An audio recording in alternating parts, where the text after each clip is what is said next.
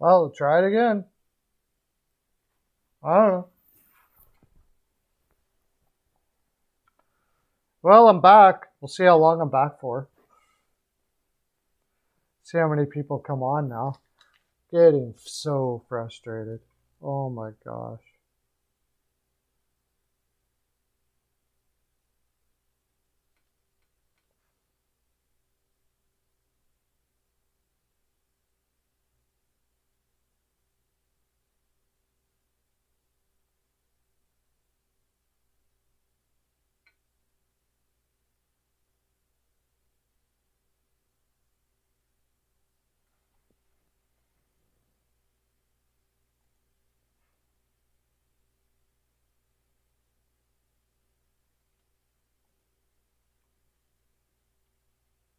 Seems like everybody gave up.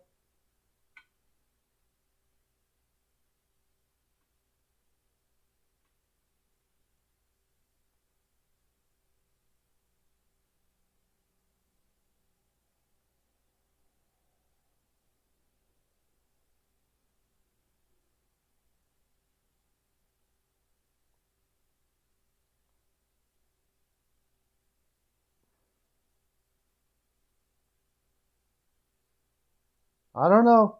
I'm not having problems with my phone. Uh, I told Steele today, I was like, we got to do something about this. This is ridiculous. There's got to be something going on. Somebody's got to know something on how to do it or how to have this problem and been able to fix it, because it is just so pissing me off. The last time it happened, I had excellent connection and never once said anything, and then boom, no connection. So I don't know. I have no idea what happened. No idea. I don't think I have any other live streams going on. I got everything shut off around me.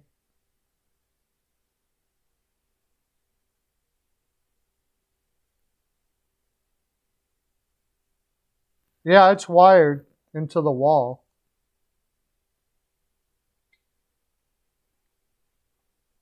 Maybe that's not simple. Maybe I'm not. Maybe that's not. Should I can't disconnect my Wi-Fi.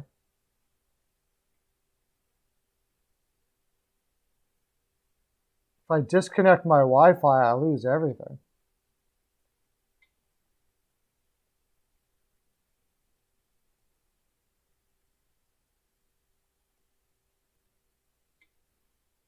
What do you mean by wired?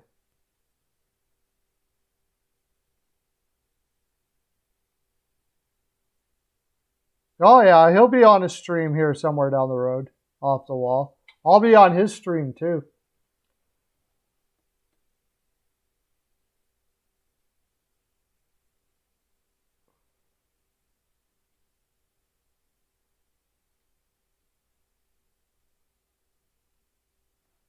I don't know. Maybe I try that. Maybe I'll take it off for. I can't get to the modem. The modem's way the heck. The modem's way I can't get to the modem. It's right across. I'd have to get like this huge wire to come right over here. But I still don't see why any of that should be a problem anyways. It's ridiculous. I can use my computer all day and not have a problem whatsoever. Like, I never have a problem with doing videos, downloading, anything. I come on a live stream and all of a sudden it just shuts down for no apparent reason. Really, really ticking me off, man.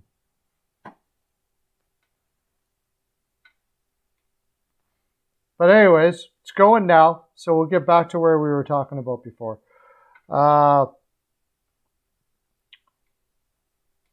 We were talking about Carolina. Vancouver had some injury that was, let's see if we can see some injury stuff here.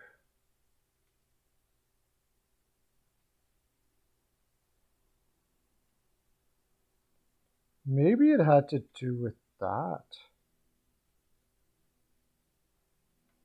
I wonder. Let me see if this happens here. Maybe it had to do with that. OEL being out of shape. That would just like Vancouver, that would put Vancouver back so far. I don't think they could ever come back.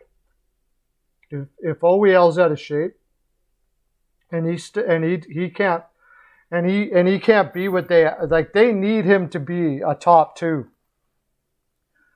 They need him to be fantastic. Well, you're on time because my stream just got back up again, Hockey News Reports. Before this, we had a terrible time. It shut down, and now we just got it back up and running again.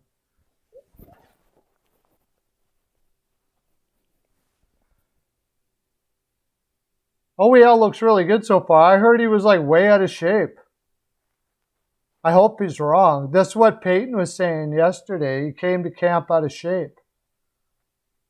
I mean, I don't know. You can't tell if he looks really good in preseason anyways, like, but you can't tell what he really looks like in preseason anyways.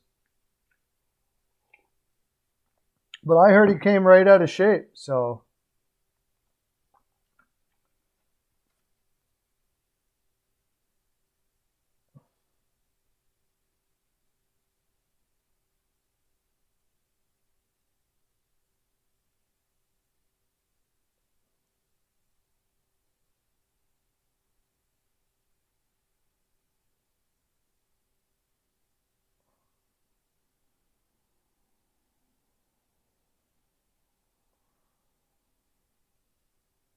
Can't remember this.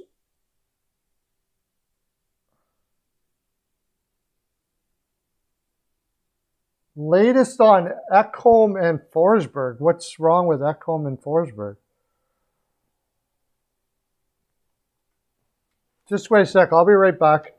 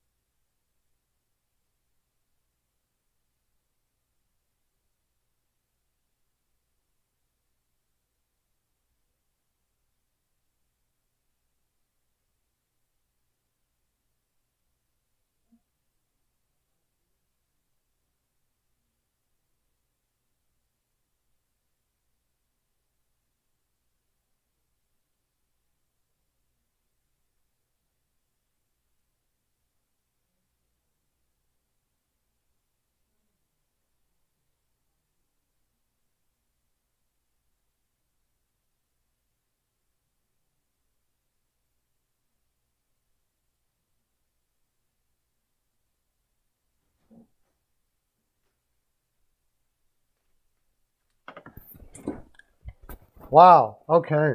Sorry about that. Panthers will win the cup. I think that's possible. I don't know if I'm ready to go that far yet. I got to see.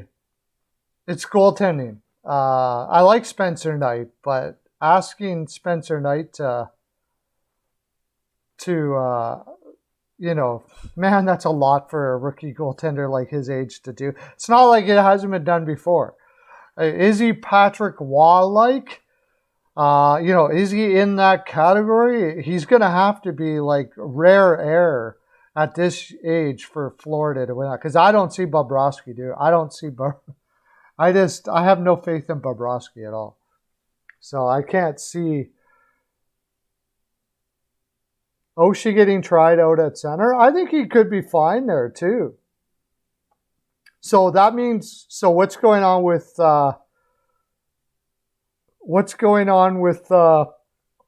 Kuznetsov then? If you would know more than me. I haven't heard anything about Kuznetsov.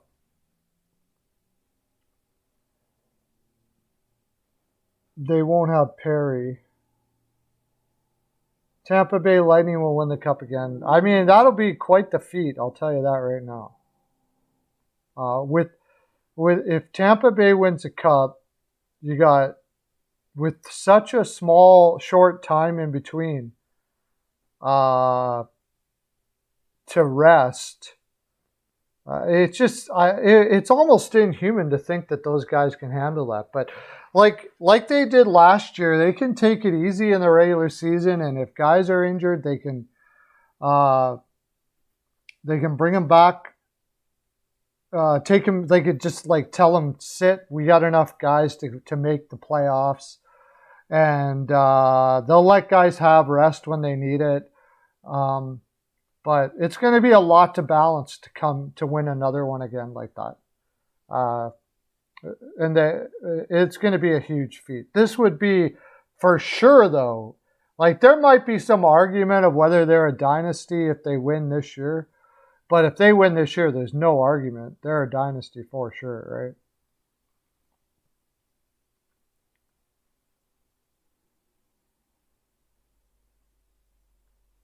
You're thinking of who can win the cup. Who else? I think who can win the cup? Colorado.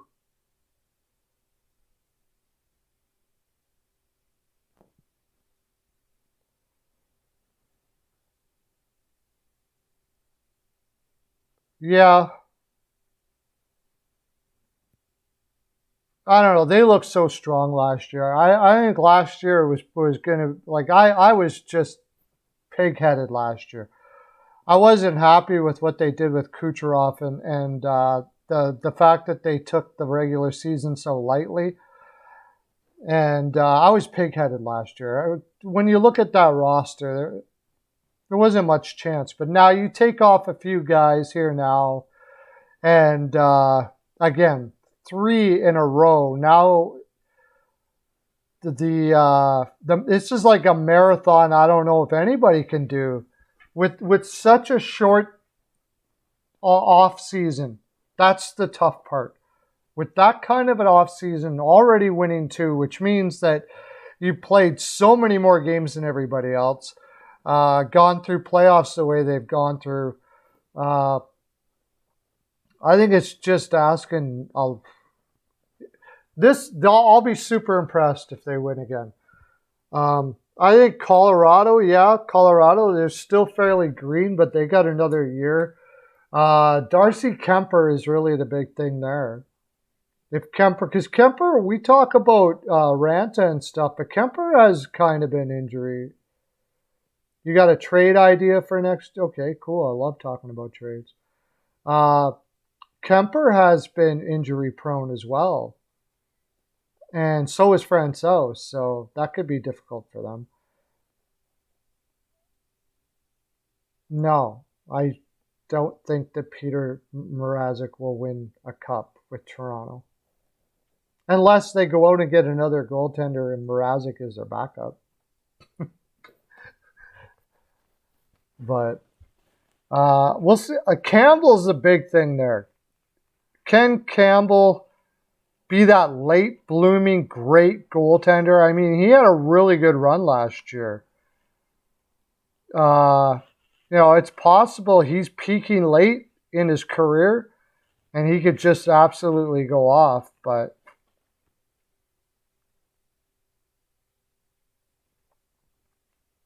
you don't think Campbell can do that, Whitechel? Man, you are a picture of positivity for your team.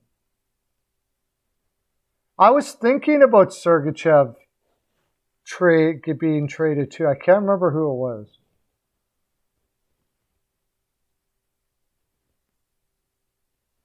Oh yeah, I forgot you're an LA fan.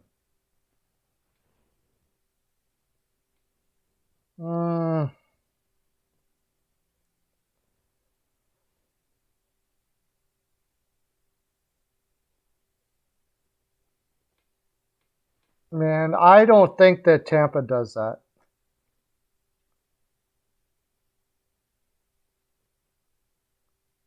It does make some sense, but I think they could get a better offer for Sergachev. Maybe not. Maybe I'm wrong, but I do like Anderson Dolan, but there's a lot of question marks there. I'm not a Kempe fan. That's probably part of it. I'm not a Kempe fan, so. I find it highly unlikely, but I mean, he did that 10 or 12 game run he did last year. If that's an indication of what he's going to be the rest of his career, then I think it's possible. But would I say I'm confident? I wouldn't say he won't win one. I think he's shown in there's been times in his career. He has shown that he can go on a run like that. If he goes on a run like that again in the playoffs, like he did in the regular season, they could win them a cup. I just don't see them winning a cup next year no matter what with the lineup that they have. But he could be. He's small. He's put up some okay offense. I mean, he doesn't make me jump He doesn't make me. I'd rather have Sergachev by a long shot. Let's put it that way. I do like Dolan Anderson, but I'm not sure I like him as much as. I don't know. I'm not sure I like him that much. It's an interesting. What did I have? What did I have happening? Oh, I know what it was. I was thinking, okay, let's say that Anaheim wanted to kind of go in win now mode and kind of because Anaheim is in a really tough spot. They're in a market that they need to get better quick, right? I'm not sure what their ownership is like there on how much longer they want to suck at. But I was thinking of what if Tampa Bay packaged Sergachev to Anaheim for Drysdale.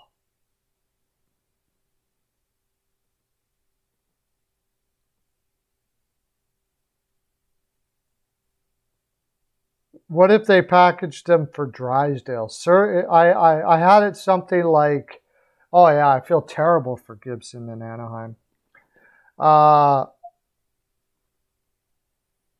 had it like, sir, let me look it up.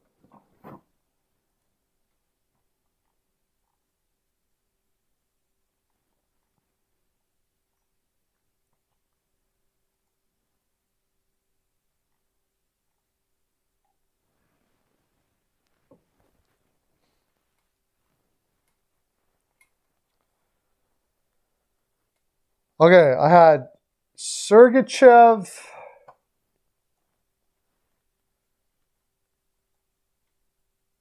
What I'd like to do when I do these trades is think, what would I like? What would I want if I were them? because I see why you have Sergachev. Sergachev is what? Sergachev is making 4.8. He's got 2 more years left.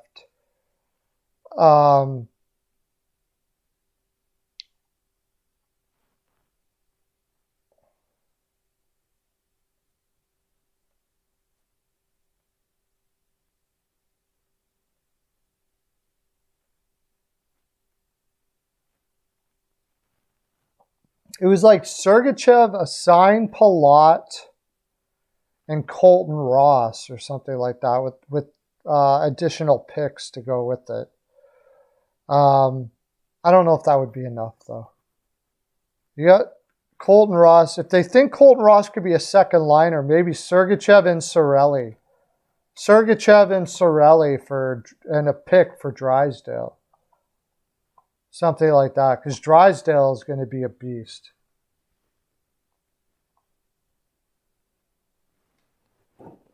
Yeah, I mean, then you got Sergachev, Cirelli would give them their center to play with Zegras, and a first or maybe Caleb Foote, something like that, and a first round pick for Drysdale.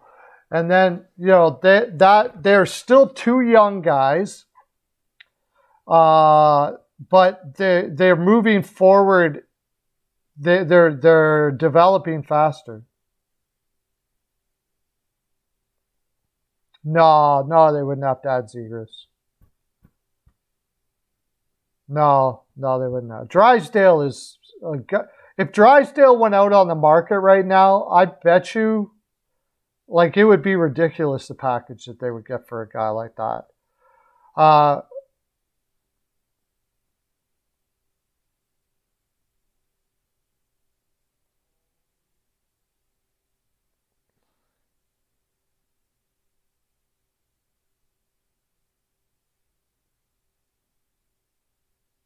Okay. Drysdale is looking like possibly like Hughes or Makar, guys like that.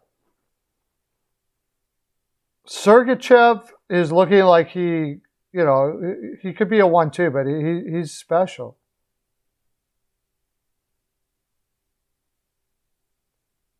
He's not horrible. He's going to be a huge offensive player. Huge offensive player. And he's going to be the big thing when you're trading with Tampa Bay there is he's going to be on a entry-level contract for the next couple of years. That's the big thing. Sergachev plays for Tampa Bay. Well, they definitely need more forward help, no doubt about it. They definitely need more forward help.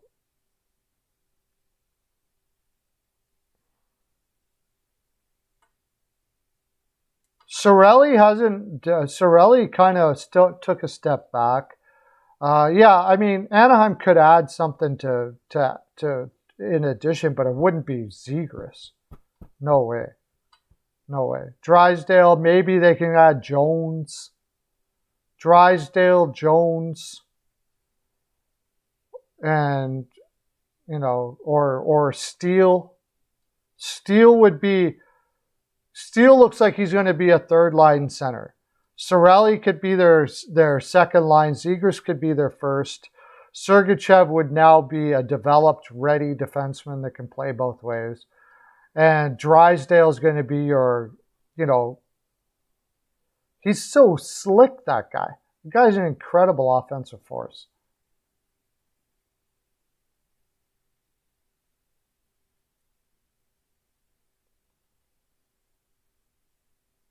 I love Gerard. I think Gerard's fantastic. Yeah, we look at things a little. Hughes does need to improve defensively, but he doesn't have to be stellar defensively either. So, if he's if he's average, I'm happy.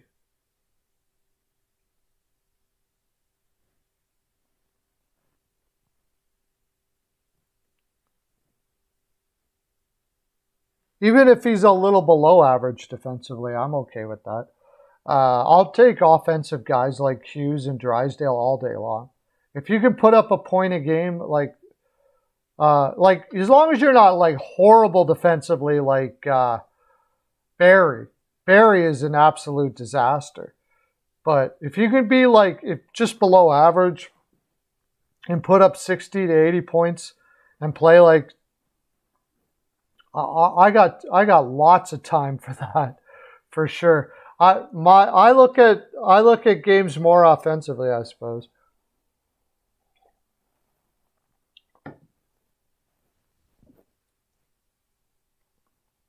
I mean, unless you're talking about like a guy like Makar, who's killer at both sides.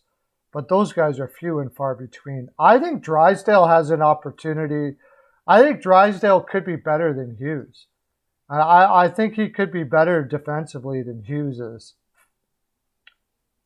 And certainly better offensively than Sergachev by a long shot.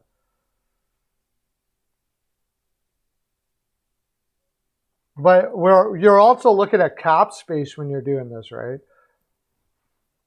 Drysdale's going to be on an ELC for the next couple of years. So that has enormous value, enormous value. It's not just the player necessarily. They're not. They're going to have to trade Miller for sure. I think they're going to have to trade Miller for sure. I know, but what I'm actually more concerned about is whether Besser wants to stay there or not. If they got to trade Besser, that's going to be brutal. Now, that being said, you'll get a crap load, but that's a guy I don't want to trade. He's pretty much an untouchable for me. If I could get, I love Besser.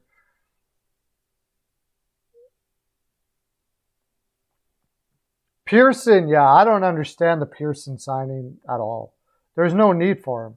You already had Hoglander there, especially if you're going to go out and get Garland anyways. I don't get the Pearson signing at all.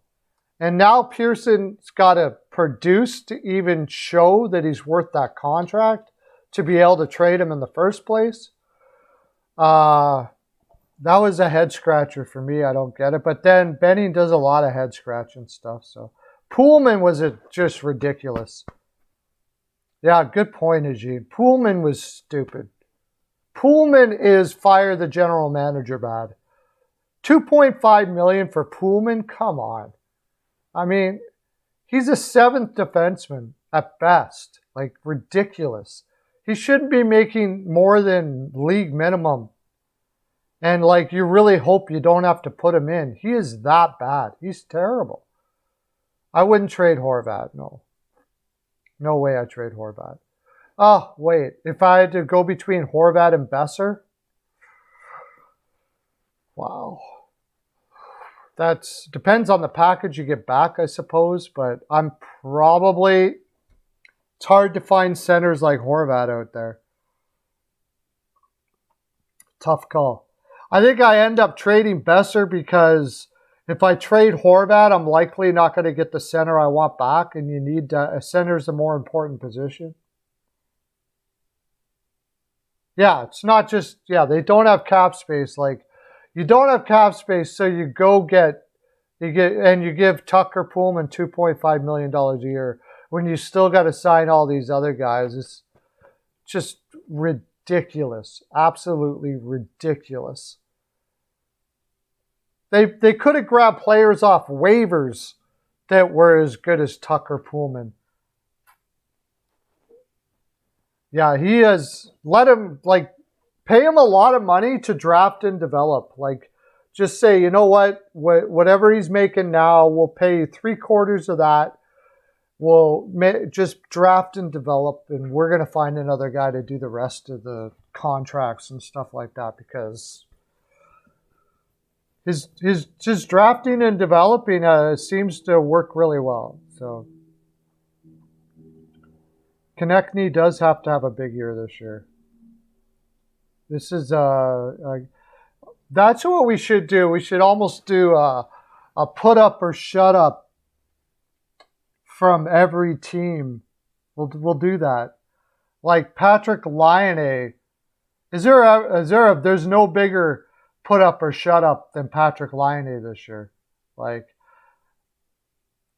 I defended him in Laine in Winnipeg because I did think it was kind of crappy to keep him on the third line and then try to pay him for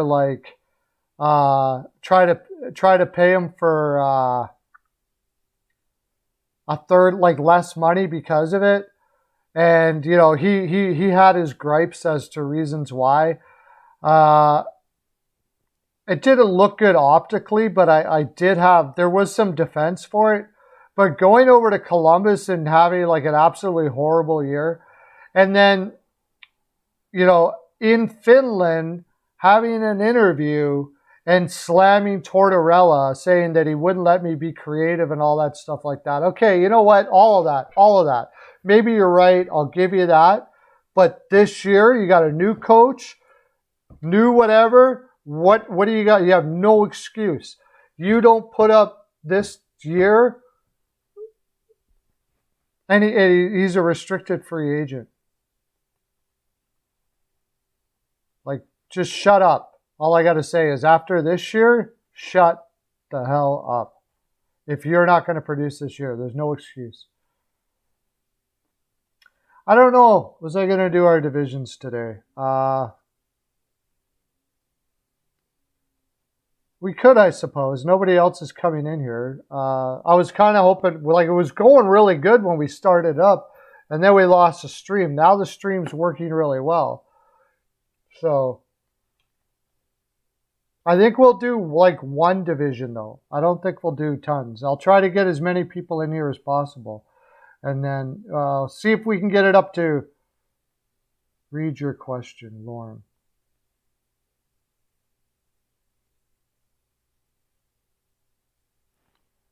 What teams have a core? That'd be a lot of work.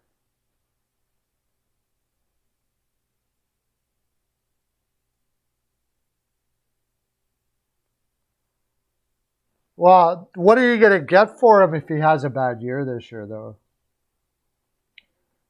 What teams have a core and which teams don't? That's a good question. They call it core, but a core would really be, you have to have guys there for a while. Like, what's the Detroit Red Wings core right now?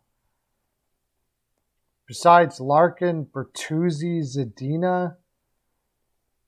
And Zadina, is he really a core? Verana would have to be part of the core now. And he just got there.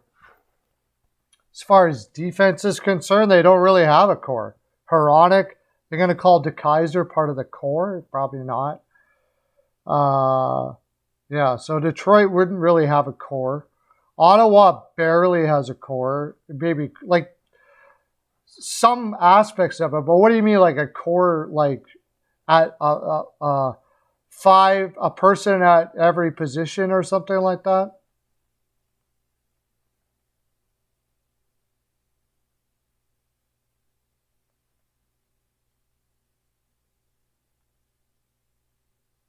Connect me to the Boston Bruins. Yeah. Yes, Danny DeKaiser's been injured lots, so kind of not fair, I guess, but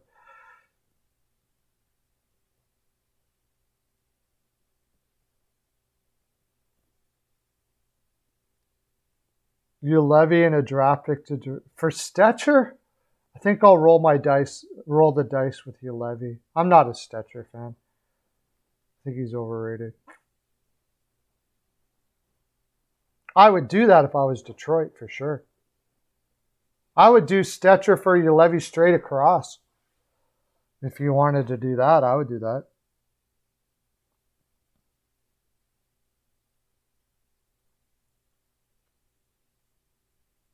Yeah, the teams that don't have cores would be teams that are, like, pretty much new. You could even say that Buffalo sort of has a core. Nick Leddy to the Leafs? Sure. If you like defensemen that can't play defense, sure. Leddy is horrible defensively now.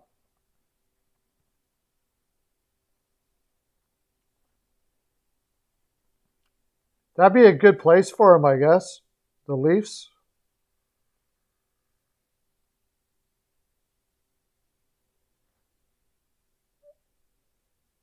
Because it'd be a good place for him because, you know, they're used to having defensemen that can't play defense very well.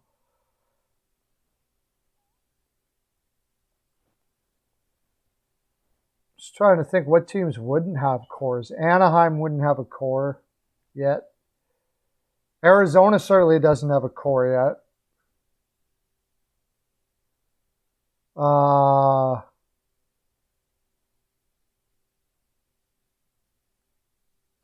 How many players make up a core? You could almost say Toronto doesn't have a core yet.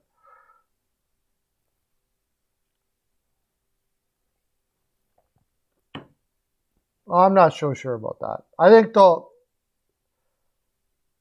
I like Podkolzin, but I don't think he's offensively as strong as either one of those players. I'm interested to see what he does. I'm trying to think of who he reminds me of. Who would you say Podkolzin reminds you of in the league?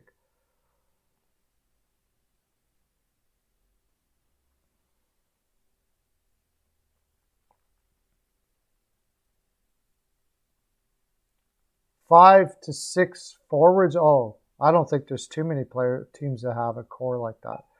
They got to be signed up long term.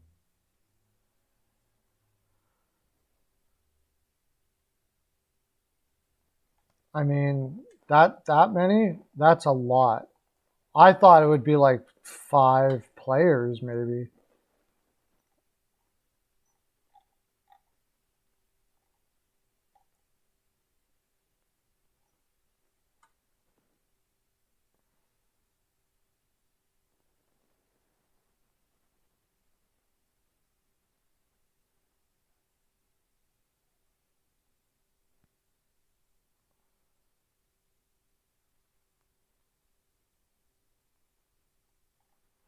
Montreal Canadiens would, I guess.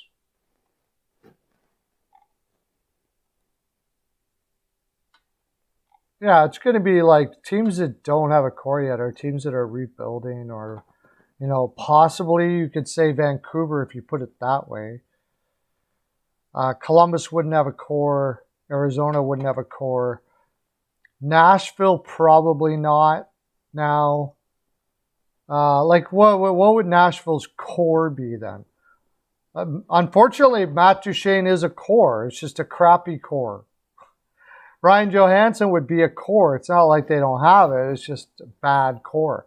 If they signed Forsberg, that would be core. Granlund.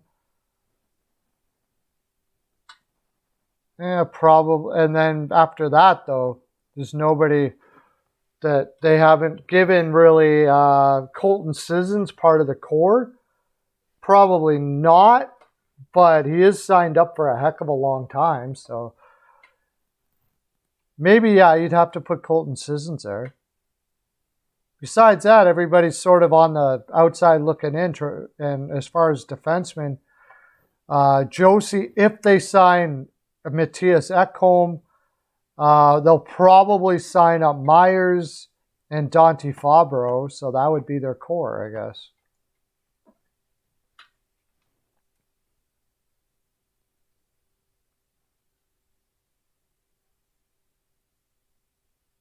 Yeah, I don't think he's going to need AHL time because I don't think Podkolzin is going to be a huge offensive player. I think he's going to be very good, but I don't know. I could be wrong. I'll have to watch him. How's he doing in the preseason?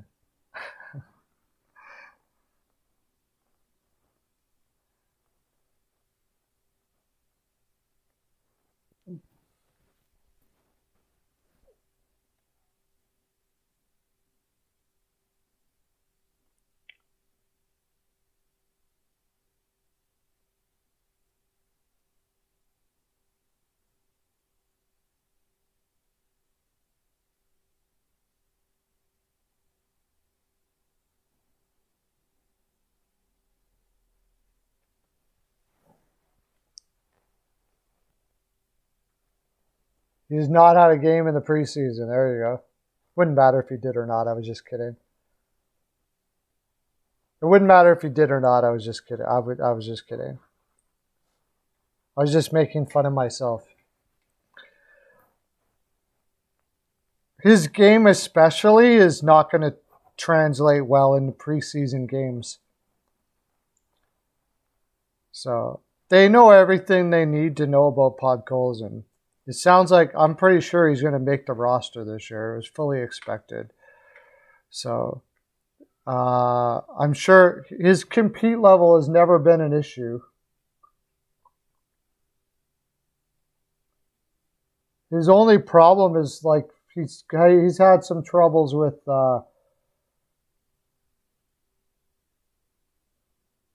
taking bad penalties and stuff like that.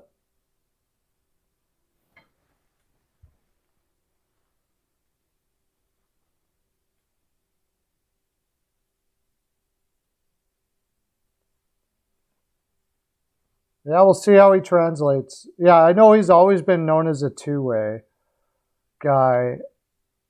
Let me look him up here. I question his offense. From what I've watched from him, offensively, he could be okay, but he could be like a 30-point guy. He could be a 60-point guy. It's really hard to say.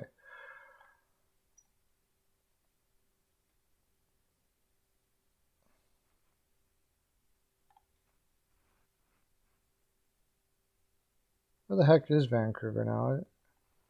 Oh yeah, it's down there because they got to sign their players. Where do they got him? They got him starting on third line right wing. Last year he had what?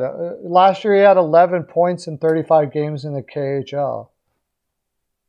That's not stellar. That's not stellar. I question his offensive side of his game. No. If he may top out at 40, yeah. Oh, probably. I don't know. I wouldn't sign Morgan Riley to $9 million. I think he's very overrated.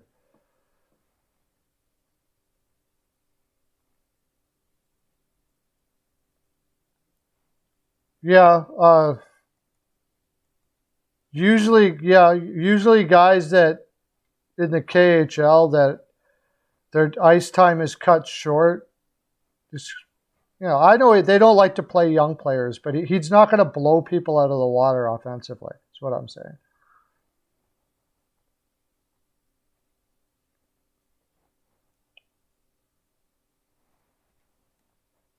I don't think he's worth $9 million, though.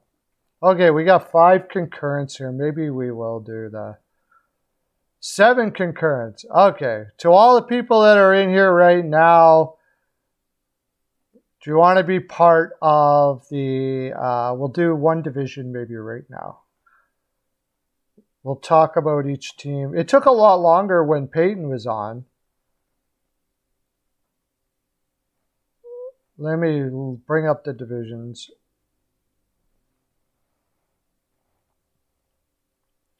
I'm only going to do one division and then we'll talk about other stuff.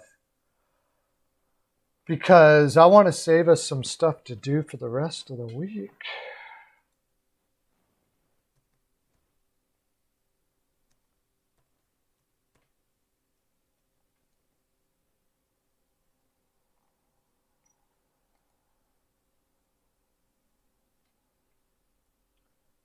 So we did the Atlantic. We'll do the Central.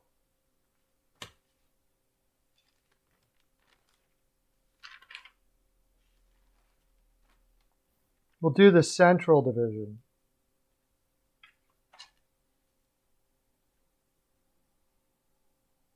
Your birthday's Sunday? Oh, wow.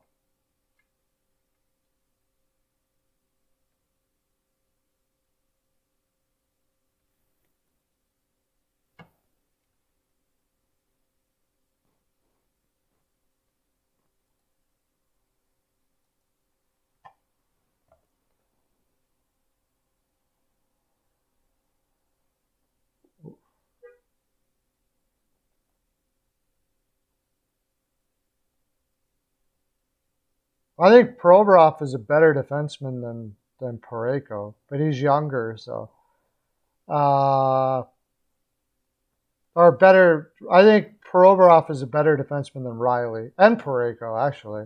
But we'll see. Parayko's got to come back from injury. At one time, Parayko, I would have said, I would have definitely taken Parayko over Riley. Fowler, about the same. Fowler's a good comparison. Riley and Fowler. Riley and Fowler are a good comparison, I think. Maybe I like Fowler more. I don't know. It's hard to tell in Toronto because you get, as a defenseman, you get so little support. So their depth is not very good at all.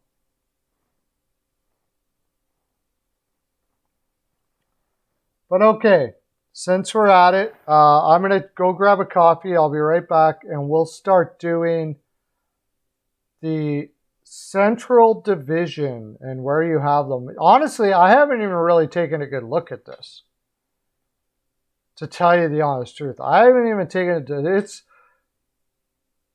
it's going to be one of the Central Division's going to be really, really tight. I haven't even taken a really good look at where I would put everybody. Are you guys all comfortable about where you're going to place where you're going to place everybody? Every team? Have you really looked at it?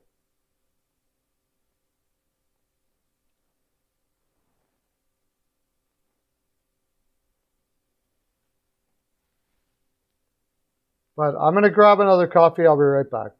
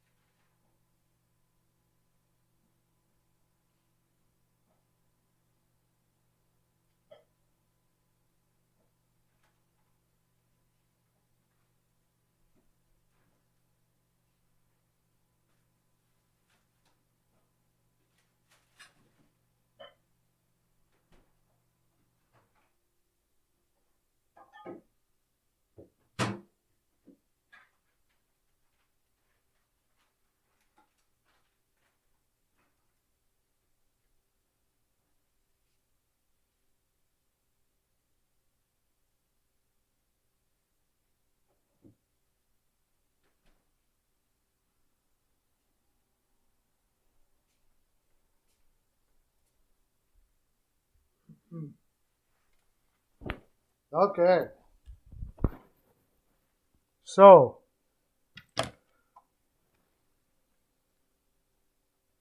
Radulov is killer if he's healthy. It's just a big question of whether he's healthy or not anymore. I definitely think Ottinger grabs the #1 spot. All right, so let's get started.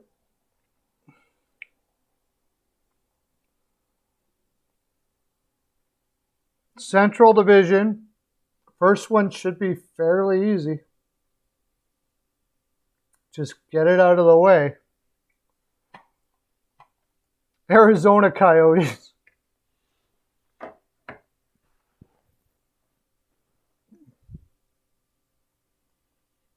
Arizona's 8 for sure.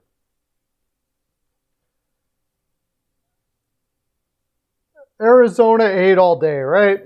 Nobody thinks that they're good. That is like perfect for them. It was so good for them that they got switched to this division this year because they want to be last. And they are going to be last. Like there is nobody in that. There isn't anybody in that division that they can beat, unless they get incredible goaltending. And we're talking about Carter Hutton here, so I'm thinking they're not getting incredible goaltending. What's next? Yeah, Chicago. Okay.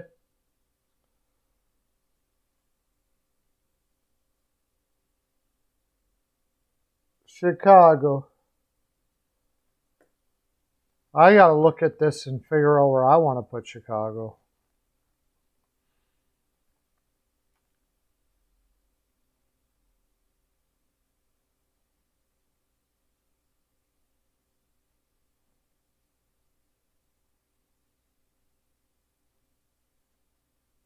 Now, this is such a tough division.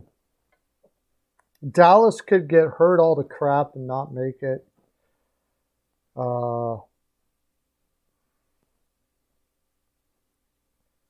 Really tough division.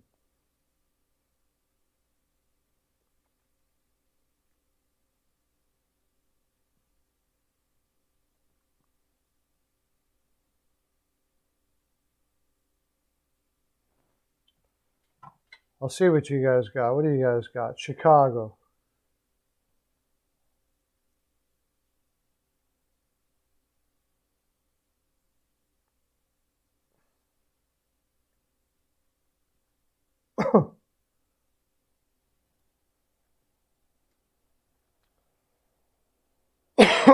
I don't think so. They'd have to win the lottery, but they're going to definitely get a top 3.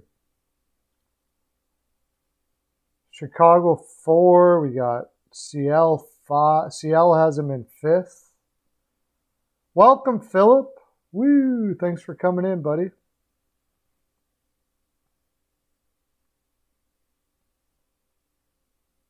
Eugene has him 6th. Weichel has him 3rd. And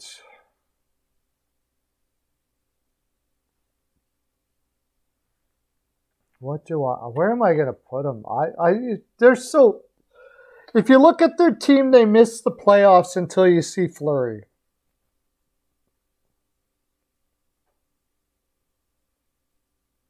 Oh, that defense is not too bad. I'm seriously having a tough time with this one. I'm really having a tough time with where to put Chicago.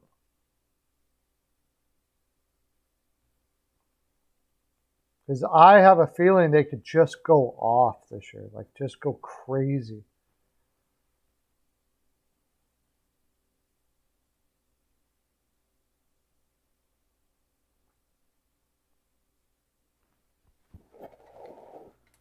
Okay, I figured it out.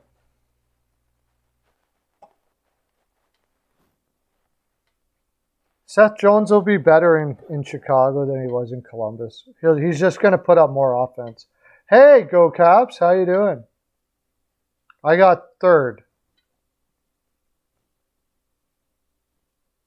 Flower will break. Ovi playing, yeah. Was there any reason why Ovi was not going to be playing Go Caps?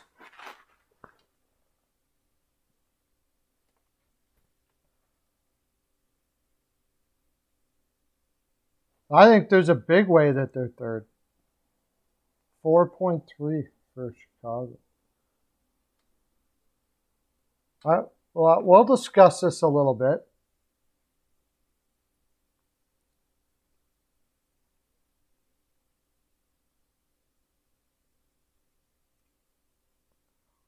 I think you're underestimating what Fleury can do for a team. And as much as I thought, I don't like the move of Boquist. I think that's going to hurt them in the long run. In the short term, their offense is going to be insane. And you don't need much defense for Fleury. Their offense is going to be crazy. McCabe staying healthy is a question mark. Fleury blocks a whole ton of holes, and their offense is going to be absolutely insane. I don't know why you would overestimate Fleury. I don't believe Vegas would have.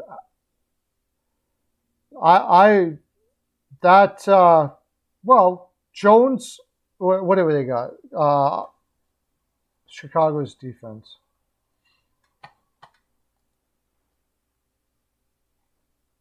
I like Murphy. His stats are fantastic.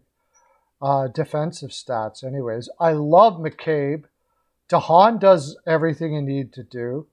Watch out for Wyatt Kalynuk, too, by the way. Wyatt Kalynuk is going to put up a really good year, I bet.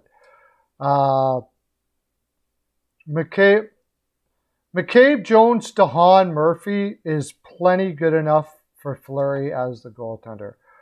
Riley, Stillman, and Mitchell is a little bit difficult. But I think Kalynuk will be the one that takes that spot. And I'm very comfortable with Kalynuk there.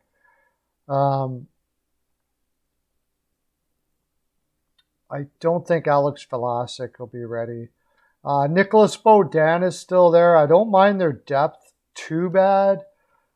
And offensively, I mean, DeBrincat Doc Kane is freaking wicked. Wicked. Kubalik, Taves, Hagel is... why would they put Hagel there? No, Tyler Johnson's got to be up there. But Kubalik could pot 30 this year. And then you still got Strome. They're really putting a lot of faith in Borgstrom.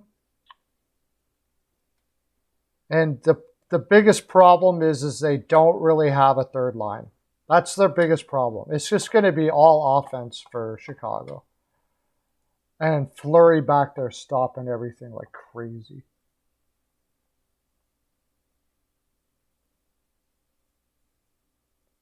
Yeah, in the playoffs they're screwed. But I think in the regular season they're gonna do really well.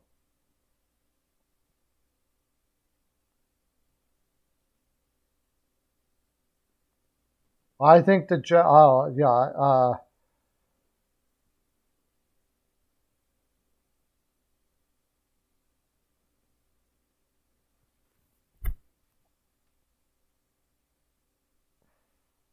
like I said, this is going to be so tight, nothing would surprise me here. I could see Winnipeg. I could see Winnipeg missing. I could see Minnesota missing. I could see Chicago missing. Like, I could see all of them missing. I just got to put them somewhere, so I'm putting them somewhere. And I've undervalued Fleury before. I'm not undervaluing them again.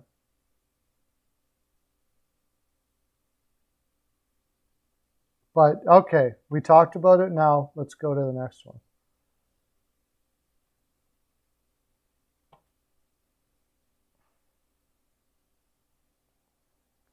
I think everybody will have Colorado at number 1, maybe.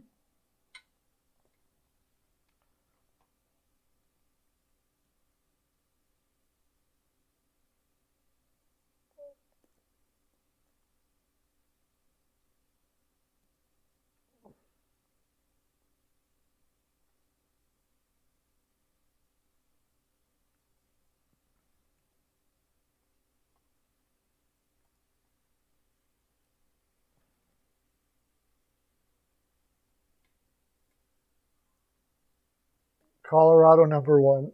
The only thing that Oh, Philip Bridgman has second for Colorado. There's one. There's 1-2.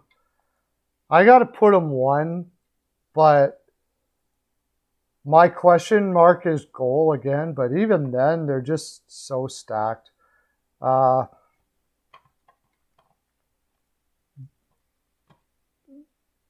Makar and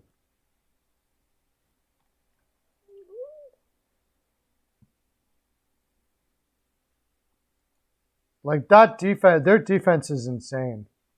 Makar, Eric Johnson, Gerard, Taves, Murray, and Byram. As long as even if Kemper doesn't stay healthy, that defense is so strong they don't even need a goaltender as good as him. And then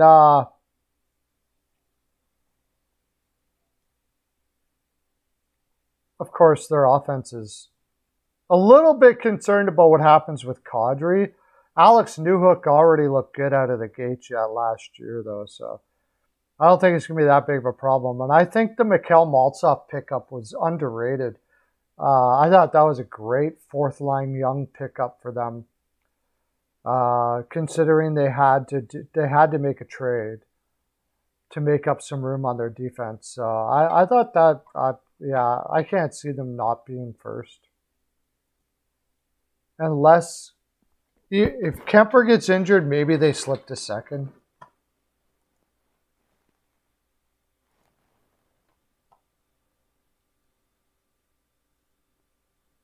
I love Kemper. How, you don't like Kemper? How can you not like Kemper? I like him better than Grubauer. You wait to see what Kemper does with that defense, my gosh. In Arizona, all they did was like everybody tried to fall in front of them and block shots and left. It was like here they're going to have an actual structured defense.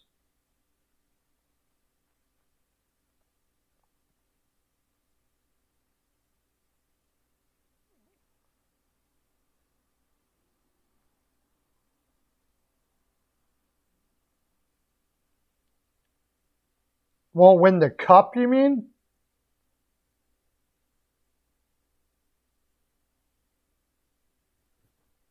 Yeah, Kings traded Kemper for Reeder,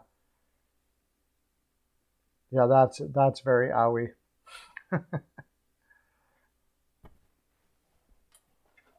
For sure. That hurts. Darcy does get hurt every year. I think Francouz, as long as he's healthy, is probably good enough to cover that up. But it is kind of a question whether he's good, whether he's healthy, because he also gets injured a lot. Darcy doesn't get injured as much as Ranta got injured, but yeah, he has been injured a lot, and that is a concern. I do agree. I agree with whoever. I don't know if they don't win a cup unless Newhook breaks out, but it certainly is a disadvantage. I'm certainly questionable about Kadri as your second line center, for sure. But I just think their defense is just over the top good. So.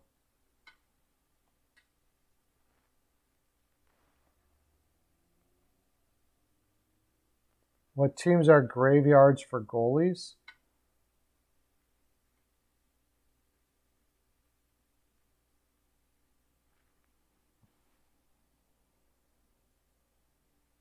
What teams are... Oh, probably Vancouver, but Demko may solve that problem. That's the first one that came to my mind. San Jose Sharks. So far, anyways.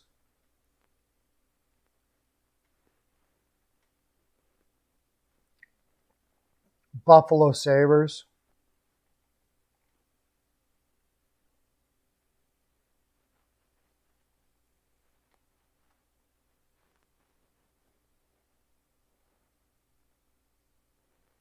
Washington Capitals, but I don't think they've really, maybe, something like that.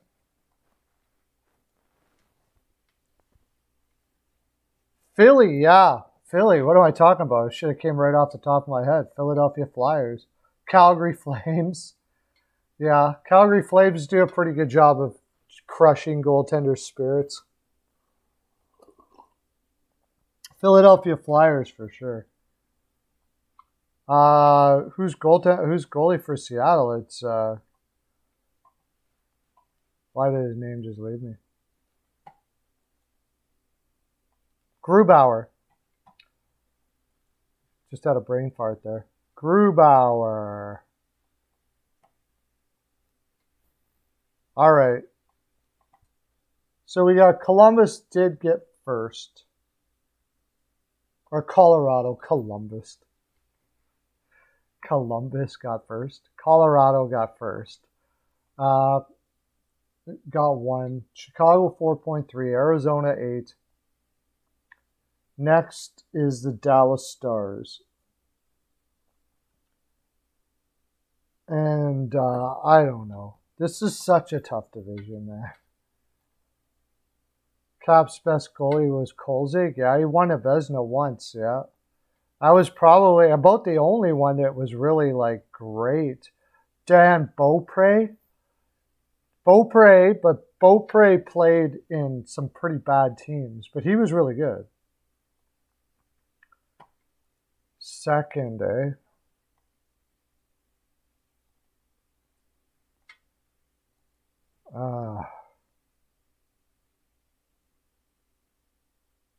Can I put them second?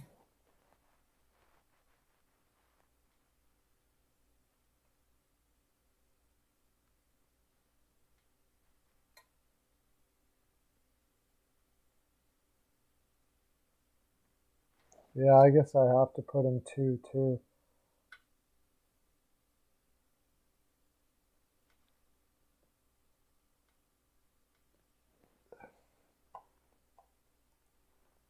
I have to put him 2. Bill has him 3rd. Philip has him 4th. I'm worried about the injuries with them. You got a 4. I got him 2-2, but you know what? I don't like putting it up there. I could almost see Chicago being in 2. I could see Minnesota being in 2.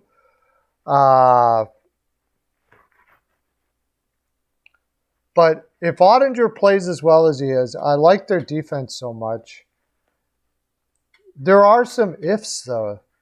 Is Seguin going to come back and play as well as he did before? Weichel got him 5th. Wow, everybody's all over the place with freaking with Dallas. Holy crap.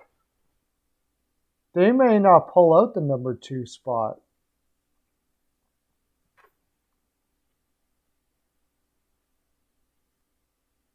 What's the average on that? Did you do the average for Colorado? It was just 1, right?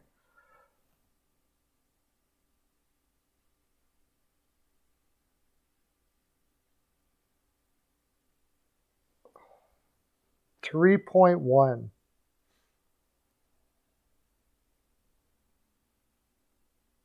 That does put them still in second place so far.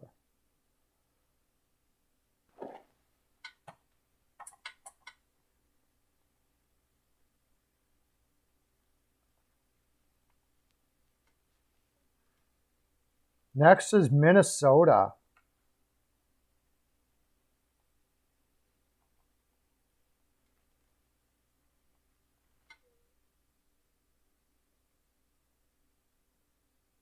So the Wild really confused me because on paper they probably take a step back. The biggest question marks for me is Rossi able to grab a spot? I don't really like Ryan Hartman as a second line center.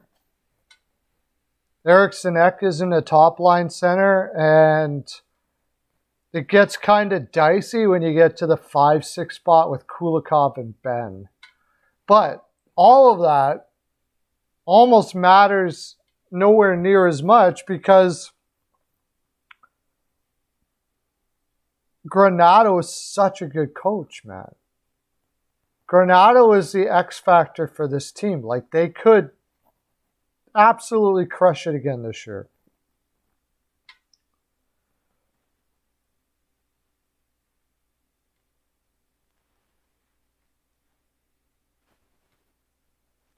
Kulikov and Ben in your 5-6 though, and then you've got Kalen Allison. Is he? I don't think he's ready yet myself. And like if they get hit with injuries, they got guys like Kevin Cheusman, Dakota Murmis, Joe Hicketts. Like it is not looking good. Unless they can get a guy like Philip Johansson to step up and play this year. But I mean, he only put up 11 points in 46 games in the SHL. And I don't know what kind of game he's supposed to have. So I don't know much about him, but injuries could crush Minnesota this year.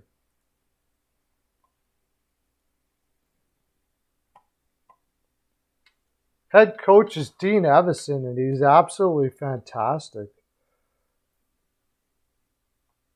I'm tentatively putting him in 4, though. So what I got?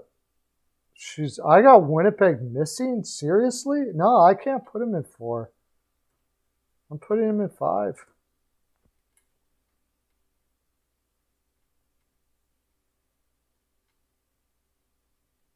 But I don't know. Like, I kind of want to tip over to Mini because I like Evison more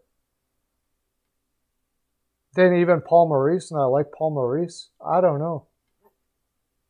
Hollebuck, he didn't have a great year last year. Talbot did have a great year last year. Talbot, I think they're like, it's like a tie between the two of them, honestly. 3.7 average. I think it's kind of like a tie between the two. Who's head coach for Buffalo? It's Granato.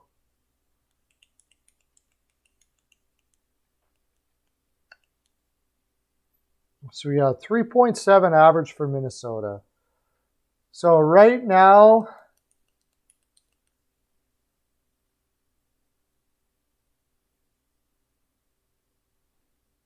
looks like they're going to make it, but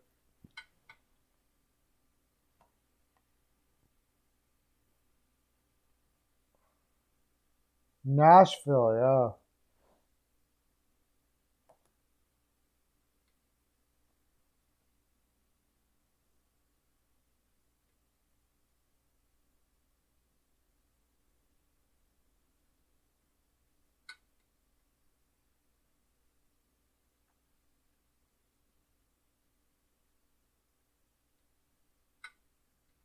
Nashville is interesting too. I mean, that's what makes this division so tough. They didn't have a team last year that should have made it. I can't see them doing it this year. I just can't see it. I can't see it.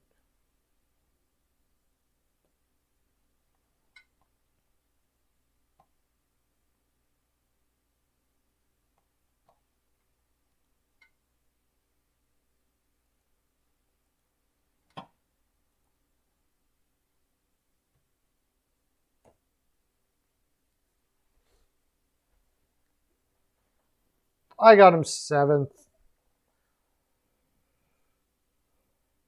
I don't. It just looks like the moves that they made.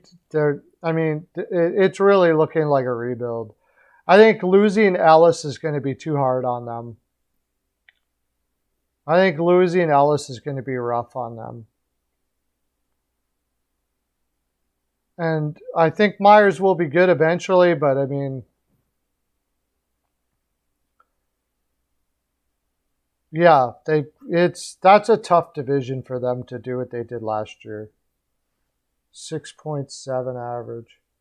That's a really tough division for them to do what they did last year and make the playoffs. I can't see it. I can't see it.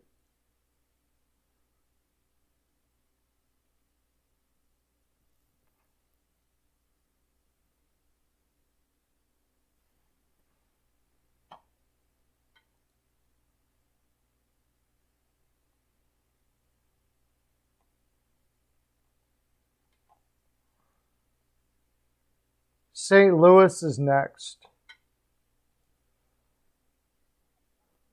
Yeah, St. Louis next.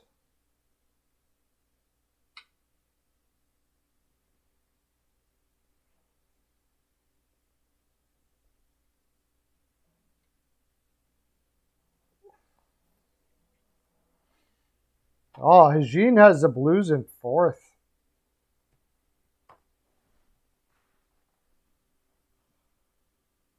I almost want to put him in 7th. I really think they're going to struggle this year with that defense.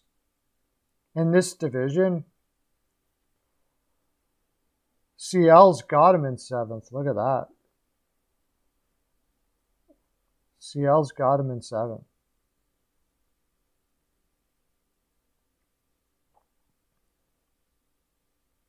I think Craig Berube could lose his job in St. Louis this year.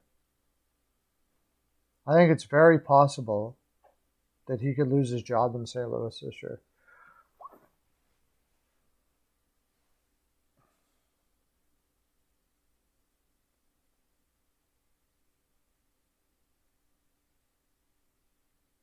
Yeah, I mean, yeah, anything could happen. Well, I think it's tricky, except I can't see St. Louis, Nashville, certainly not Arizona making it.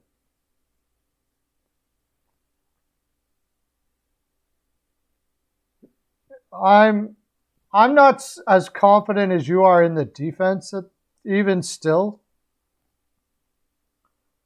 But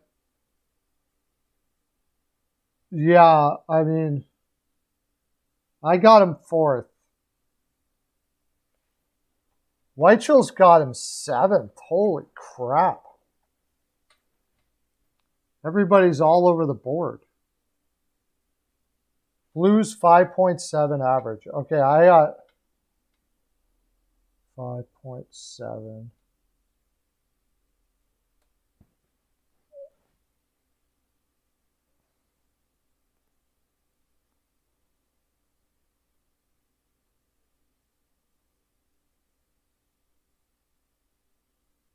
I got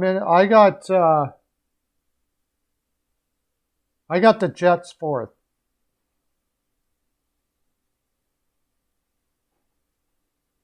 I don't know, I'm not sure about Keefe. I don't know if they would fire Keefe. Maybe because he's, I don't know. I think they're going to make the playoffs, though. So CL has him 3rd. Yeah, CL, you're a big Winnipeg guy, aren't you?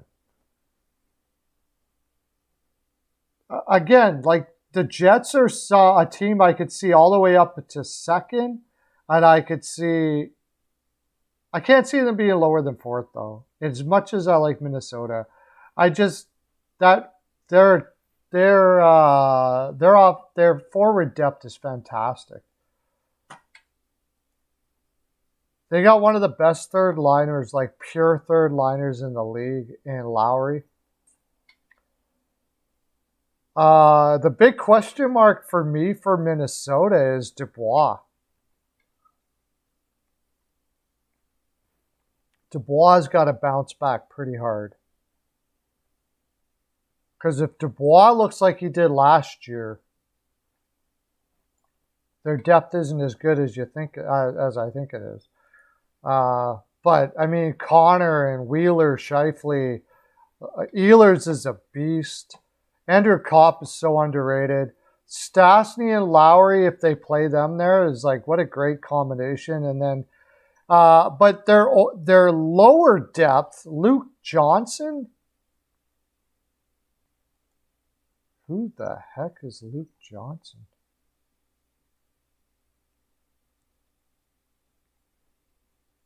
Their lower depth is a little suspect now that I look at it, actually. Jansen Harkins, really? Riley Nash? Ugh. Maybe I got him. Maybe I'm putting him up too high here. Cole Perfetti, probably. I don't know. It doesn't look like he's going to break in this year. I think they're going to play him in the minors.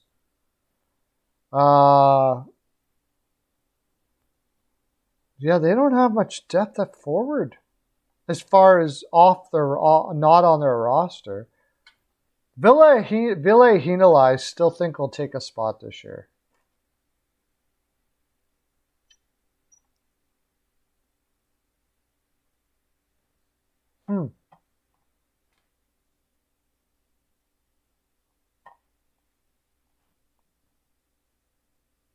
Losing Appleton did suck.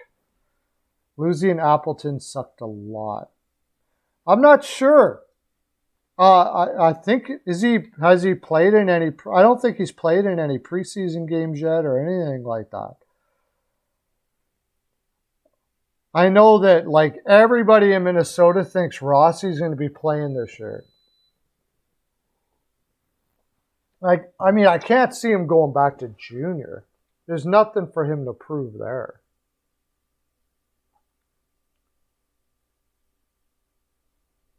Yeah, Montreal. I think it was Montreal, didn't Montreal picked up Niku? Niku is a hot mess of a defenseman. He's horrible.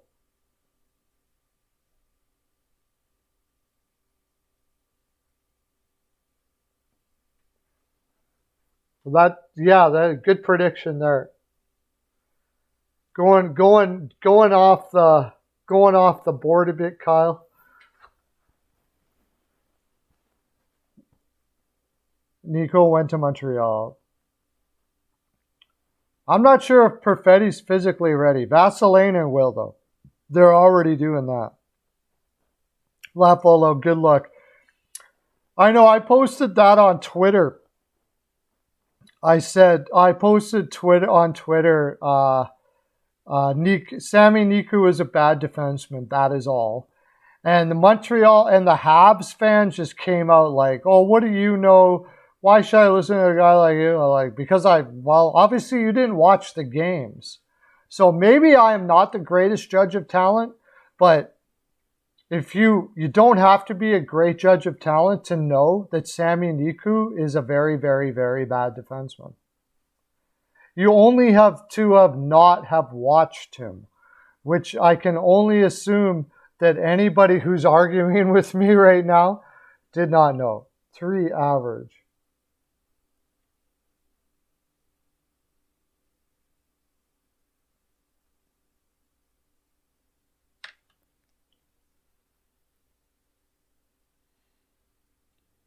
Yeah, I'll bet you on that.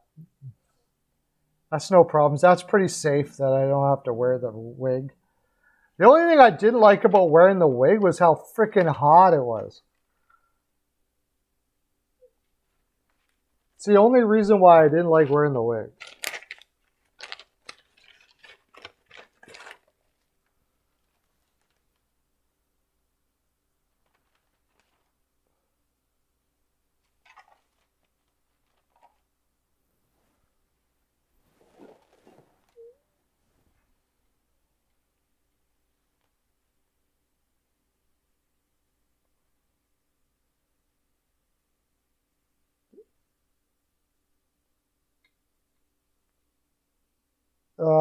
That'll be a question. I have to do a lot of math to figure that one out. But right now we got... Okay, so Colorado is first.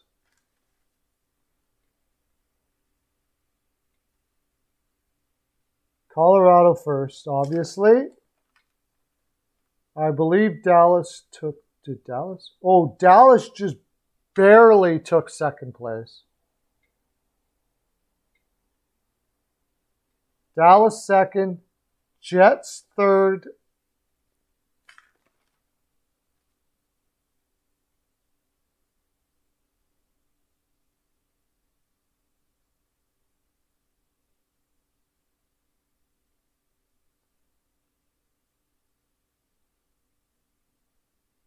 Wild fourth.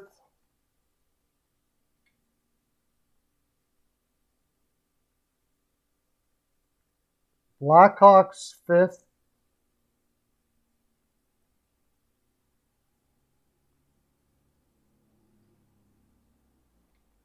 Yeah, yeah. in that division, if they win 25 games, they're doing pretty well with that lineup for sure, I would say.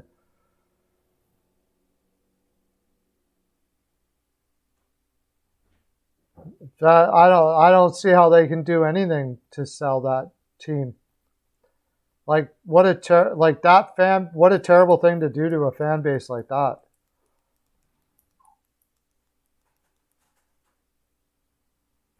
Jets did not take second place. Dallas had a 3.1 and the Jets had a oh wait, yeah they did. I'm sorry, you're right.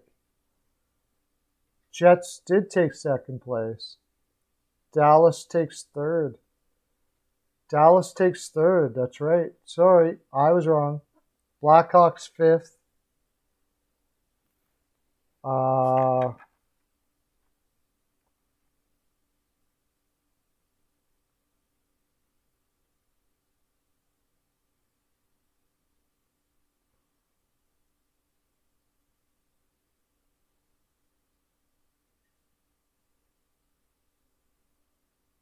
Blues, Nashville, Arizona.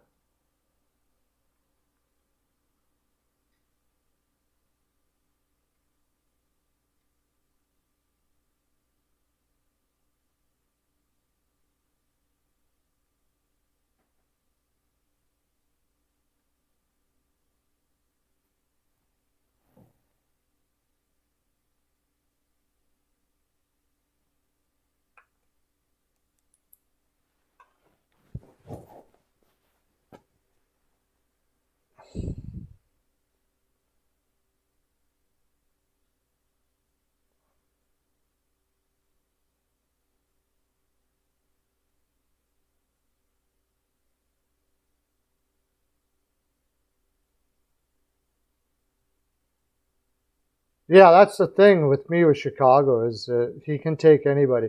He doesn't need a great team to go to the playoffs. And then you got Lankinen to play when he's not playing. So no, I don't see it. No, I don't see it. No, I definitely don't see that.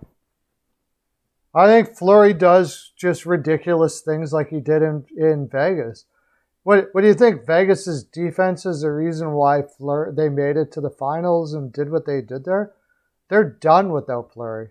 They would have been yeah. Fleury was absolutely insane. Fleury's way too talented.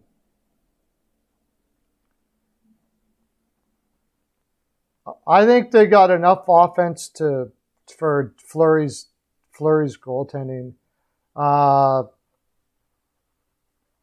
Defense could be a problem, especially if there's injuries. Like any team can, every team you have injuries that are a problem, but I mean their defensive depth isn't very good.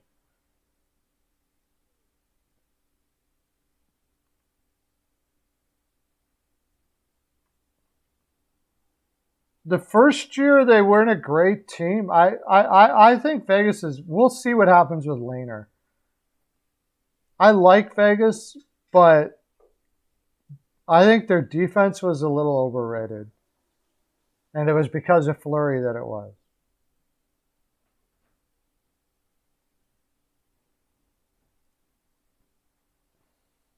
Not that I think Lehner is a bad goaltender.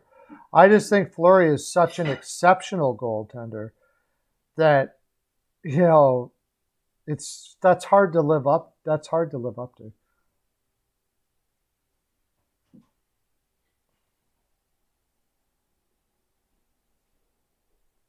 King Sharks Jets was not too difficult cup run.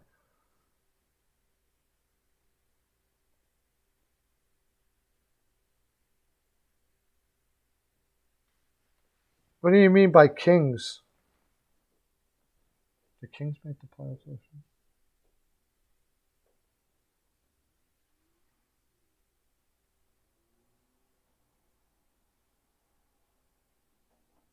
King Sharks Jets. What do you mean by that? Oh, just because they made it to the final, they made it out of that division you're talking about?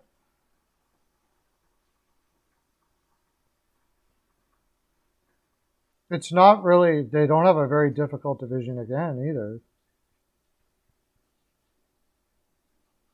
But you do bring up a good point. They have been benefit of a very weak division. Now Chicago is going to be a much tougher division. So Fleury's really going to come out like.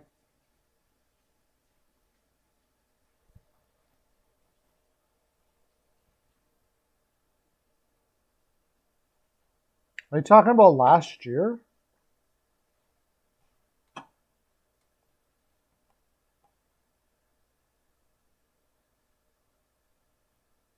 Oh, that was no, not last year. I see what you mean. The year that they made it, yeah, I see what you mean. Yeah. It wasn't a very tough run, no. But they weren't that great either. So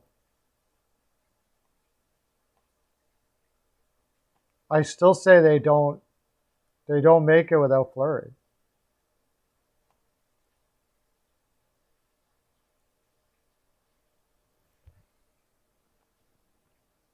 I see what you're talking about now. The year that they went to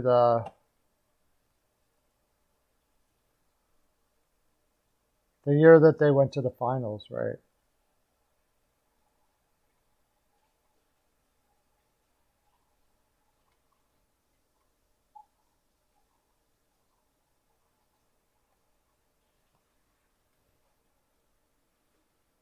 So I'm not going to do the next division, but we could look at where everybody, okay.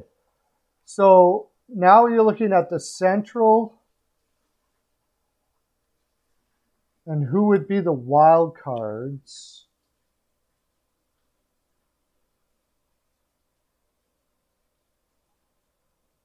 Where did I put that? The Central and the Central and the Pacific, and who would be the wild cards?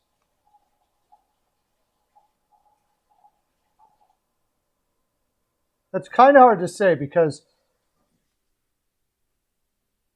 you can't really go by score on that one because you're scoring them compared to what they already have there.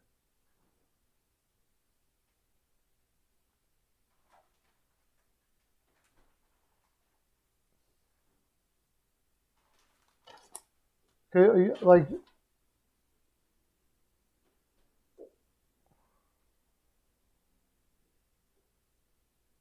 in the Pacific, we had Vegas,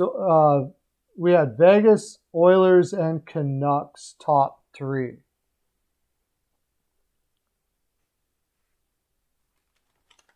And then Colorado, Winnipeg, and Dallas top three.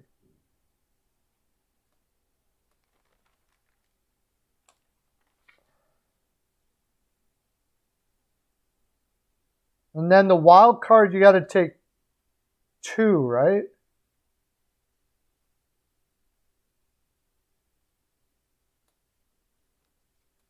I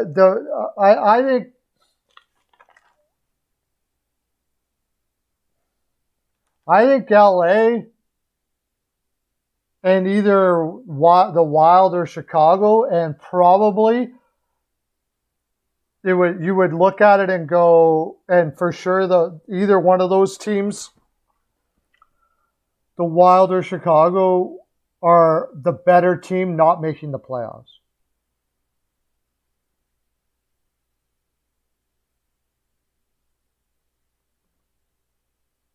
Because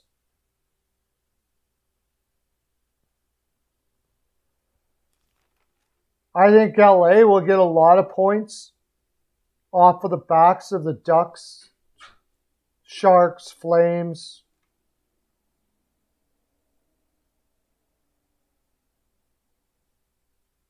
The Oilers, Canucks, and Kings will probably... it's so tough.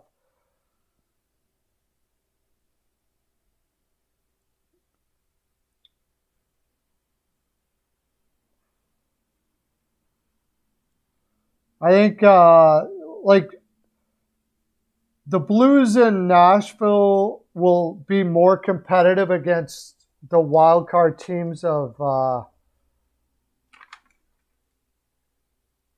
Central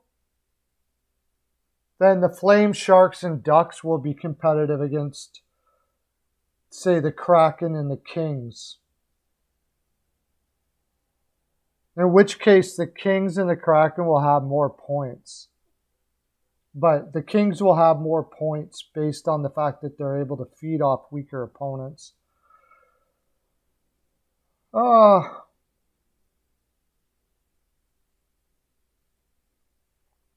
I think it'll be much tighter in the Central, and then a really good team is going to miss the playoffs.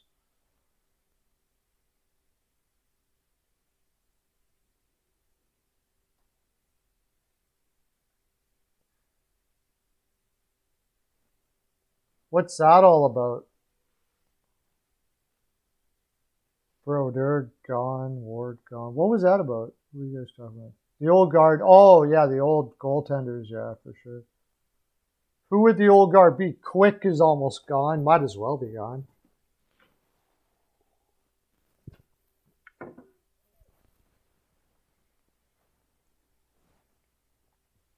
You could say Smith. Smith always gets overlooked. He was a beast in Arizona. He did everything for that team. If I was Smith back in that day, if I was Smith back when he was with Arizona, I would ask to be traded.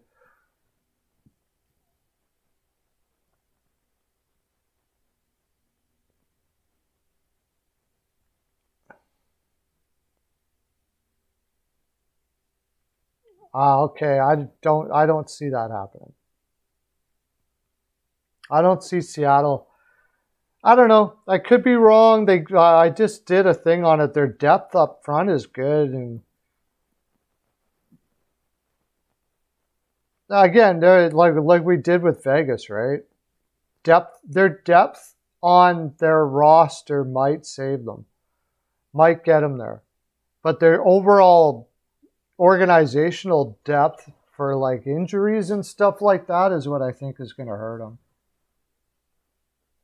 I would put Smith in that list. Yeah, I think Smith was amazing as Arizona. It's just Holtby is part of the old guard. Yeah, I mean, yeah, I don't blame you for not counting Holtby, even though he did win a cup. He didn't do it for long enough. He's certainly not going to be a Hall of Famer. Smith isn't going to be a Hall of Famer. I guess, are you talking about guys that are going to be in the Hall of Fame? Because Smith won't be in the Hall of Fame for sure. Rask probably will be. Price will be. Fleury will be. But you put Howard in there, so I think that's what confused me.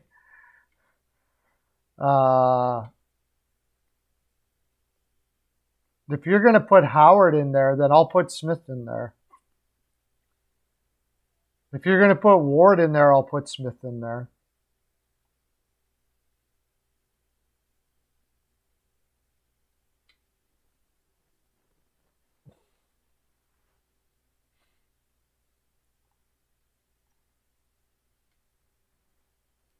Elite. I wouldn't call Howard an elite franchise goaltender.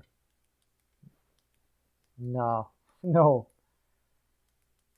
I think he did really well. He was a average to above average goaltender on a team that was absolutely fantastic. Same as Osgood. If Detroit would have had Smith back then, they would have been better off. He had a good year or two. I mean, he was above average. I wouldn't say he's elite though. Killer in his first couple of years.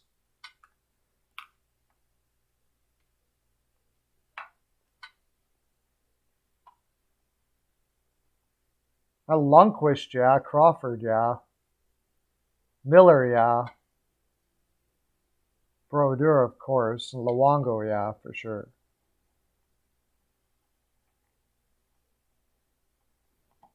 He was solid. I wouldn't say he's elite, though. That's for sure. I don't know when Jack Eichel will get traded. I have no idea.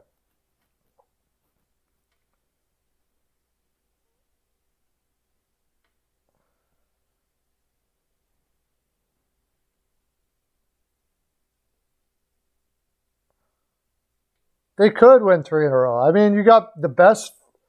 You have the best best winger, best defenseman, and best goaltender in the league. You have a chance.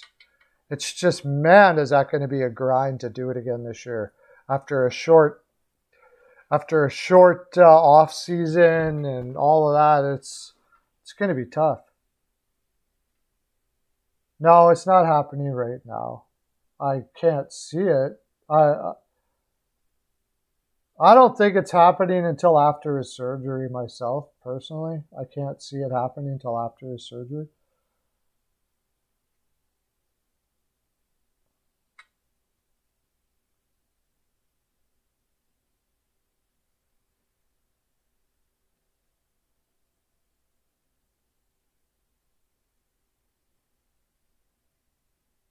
I don't think they'll ever move Stamkos. He's just been too much of a heart and soul guy there.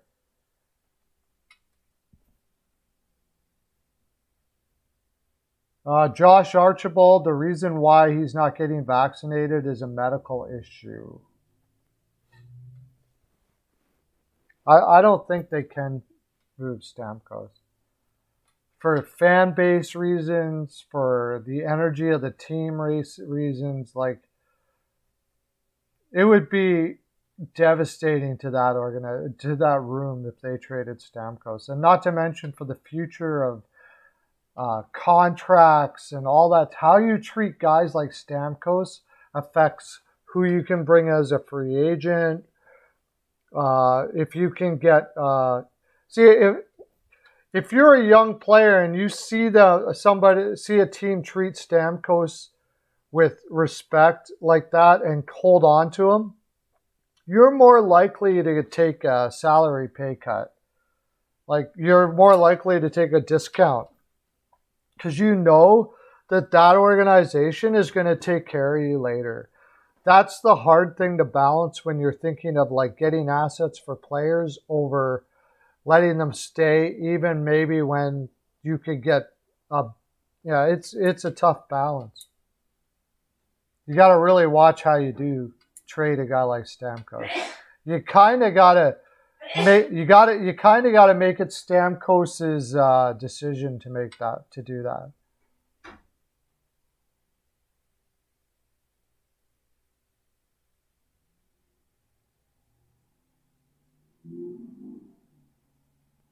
Yeah, it would be something.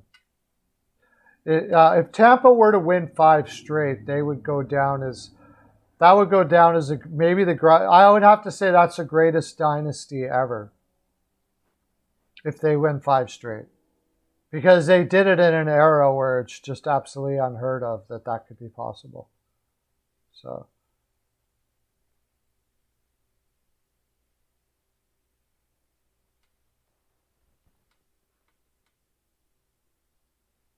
Jack Eichel. Yeah. Jack Eichel's not in a good spot right now. The Sabres, I mean, that's just an absolute mess.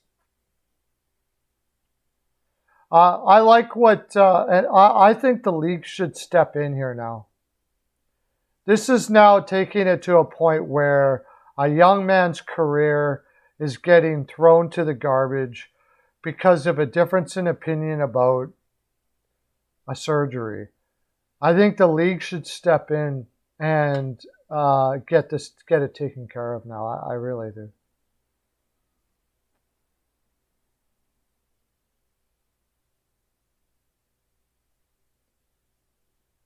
Well, with LeBanc, he gave him a ridiculously low 1-year contract. But but then gave him a too high after that.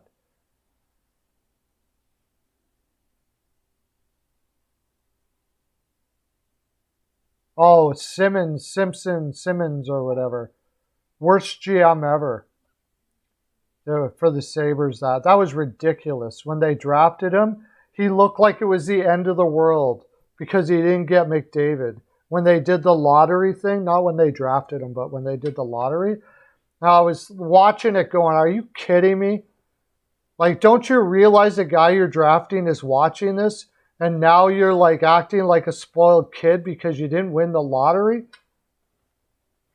And you're basically telling the guy that you're going to pick that you're not happy that you got him. Like, right from that on, it was horrible.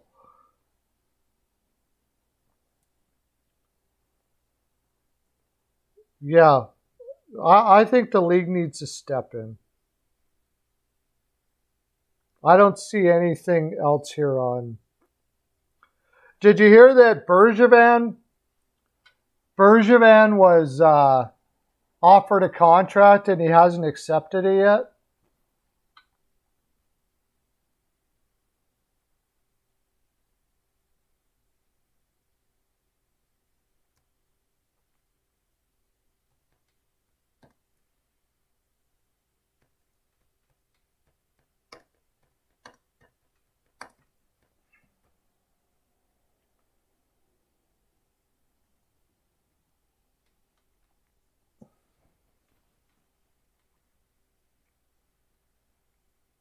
I don't. 3 to your knowledge.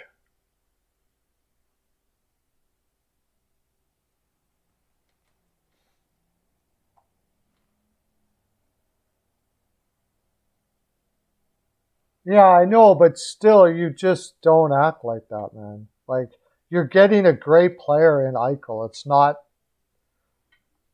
the end of the world. Like, maybe you want to be like that in the back somewhere, but like to act like that in front of full cameras when you know the cameras are going to be there, like they're right in front of your face and you act like that, the optics on that was just horrible, man.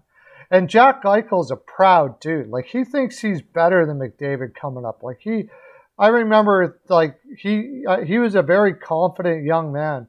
And for him to see his general manager act like it wasn't like he was even disappointed. He acted like he was in disgust that he lost that lottery. It's just horrible. It's just terrible management. It was brutal.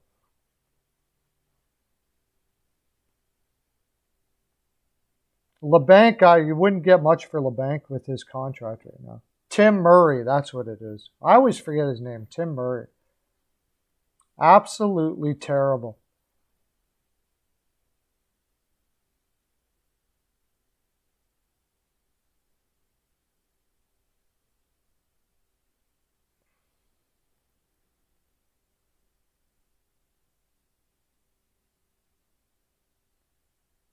Yeah, the Sabres were the worst team, no doubt about that. They totally tanked to get to where they are, but you still don't do that, man. Just the message you're sending to the guy you're picking. Eichel's not looking like Eichel's a young kid, and all he sees is, oh great, my general manager is not happy I'm coming to Buffalo. Great. And then he's going to turn around and say, oh, we're happy to have you. We just would have rather have had McDavid. Like it's just stupid. It's stupid. He was an idiot. He's got to be up there as some of the worst general managers ever. When he made that the trade for Kane, Tim Murray, yeah.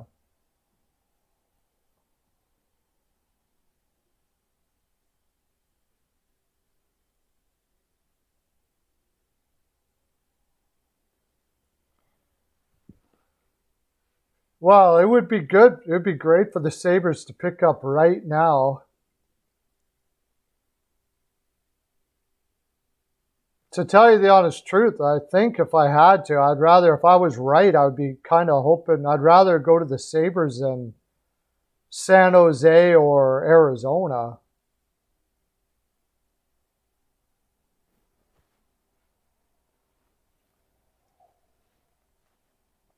Like San Jose, you could win. San Jose could win the lottery, get right, and still suck for the next 5 years. They got, or however long with that defense that they got all that money wrapped up in.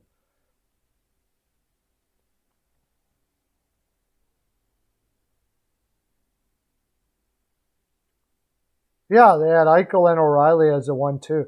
Now that was it Murray that grabbed O'Reilly?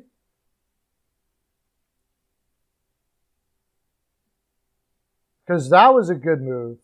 That they traded Zadorov and a few guys for that, if I remember correctly.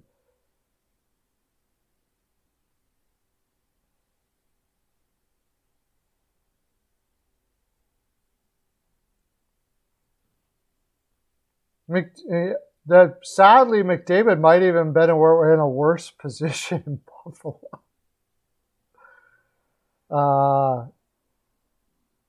It might have been just as bad.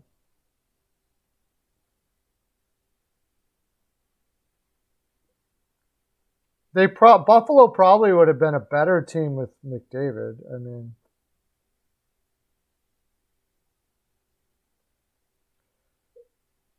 well, he was wanting so much money at the time, O'Reilly. They didn't want to give him his $7-some million. I didn't understand it. Because he wouldn't take O'Reilly wouldn't take a short-term contract. He wanted a long-term contract, and that was it. Yeah, he traded Ryan O'Reilly afterwards. I still don't think Jason Botterill was to fault at that, although his return was terrible. I don't know what I would love to know, be a fly on the wall and see what trades he gave up, what trades he didn't take to take that trade. But ownership put him in a bad spot because O'Reilly called out the team, and I think it was the ownership that said that he had to go, and O'Reilly was right. And then after that, it was just terrible. Like once he won the cup the next year and won MVP, Art Ross trophy on top of it, Buffalo just went to crap after that. Because after that, you got Eichel going. They do what they do to O'Reilly, and now, you know, that organization looks so stupid after that. And I think that's when it really just broke down to its worst place after that happened.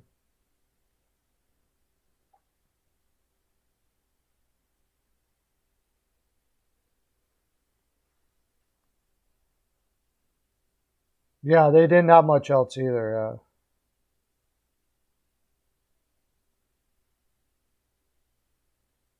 Buffalo should have just listened to O'Reilly, brought him in, and said, "Hey, what do you think we should do here? Like, where do we think we would help us? Let's work together and help us decide. You know, you probably have a point, but no." And that, to me, is the reason why Buffalo has had such difficulty. It's just pure stubbornness.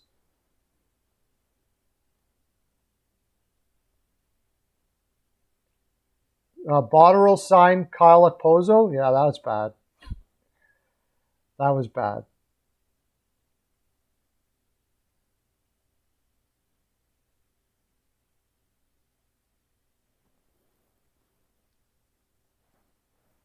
Yeah. Yeah, they would be pretty solid, all right. You just think just about any team that McDavid could have went to, besides Buffalo and Edmonton, probably would have had a cup by now. Maybe not Detroit. Maybe. What was that? Who was in there that year?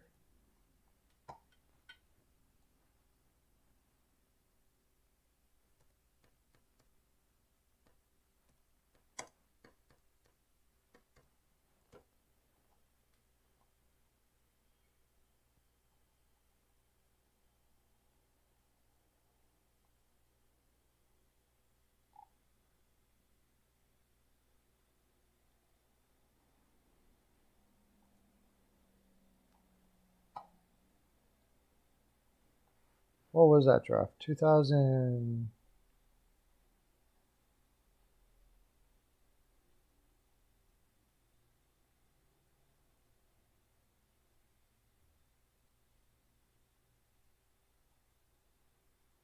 I want to say 17, right?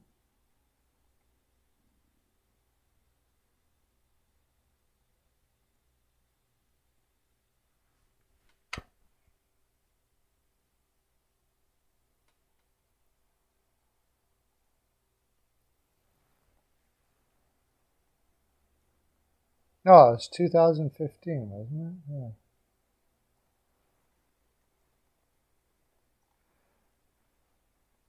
Yeah, just imagine if Arizona would have won that, changed their whole everything. Or Toronto.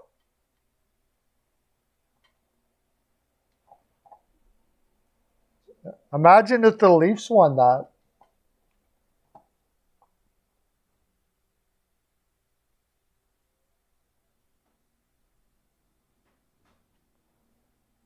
Yeah, I'm skeptical that the Oilers will win a cup with McDavid. I am skeptical.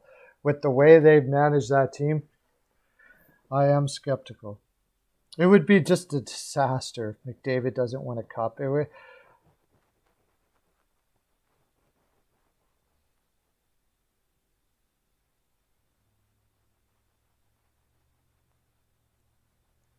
yeah. Mac was pretty young. Duchesne was a whiny bugger, still is. Stastny was a little younger, yeah. Yeah, well, how could they ever afford it? Like, do you think their cap was brutal before? They wouldn't have got Tavares then. Just play McDavid and Matthews together, like any way you can. Put one on the wing and just whatever. Everybody else just sit down. Just imagine McDavid passing and McDavid and Matthews with those shots, and oh my God. Well, and Mitch Marner. Mitch Marner passing to McDavid and Matthews. That would be just stupid. That would be one of the rare times in history that one line wins a cup. Like, there's nothing you can do to stop that line. Nothing. If you don't have McDavid, firing through your neutral zone at speeds that are ungodly, and then Matthews towing the back, and he's got a choice of shooting or passing, and to one of what might end up being the greatest shooter of all time. I think Matthews could. There's like no people. You'd see this a lot. You'd see this a lot. You'd actually see players on the ice going, "Oh, whatever. What do you do?" And Nylander, yeah. Even their defense this year, it wouldn't even matter.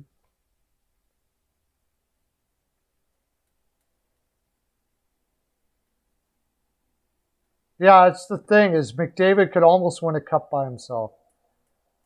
I think he's going to get 160, but nothing would surprise me with McDavid how much he gets for.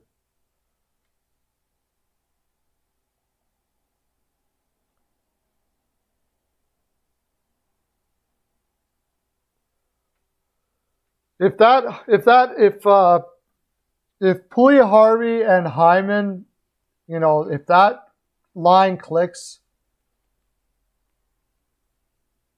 and Puljujärvi with the shot he has from the slot, if that line clicks, it could be pretty scary.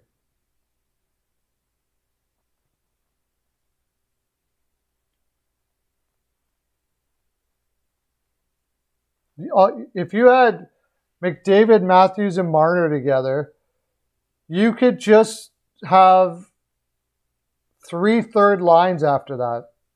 You could just grab guys at $2-3 million a piece that can play good defense.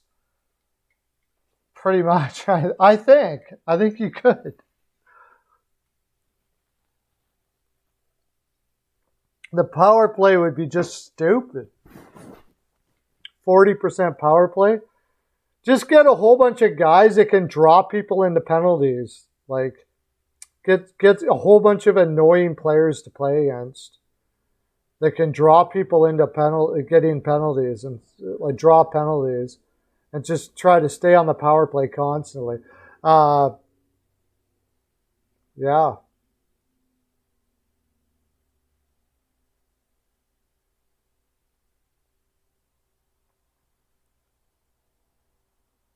Alex Biega, how do you know he made the Leafs? They have. Oh, has there been? That's the other thing. There hasn't been any cuts yet. They haven't said any more cuts yet. Oh, training camp cuts. Okay. Alex Bocage. Okay, Eric Henry. Nothing significant yet. These are all ones that you know are going to happen for sure. Justin Richards. Jack Finley gets cut already in Tampa Bay. That's pretty soon to get cut for Jack Finley.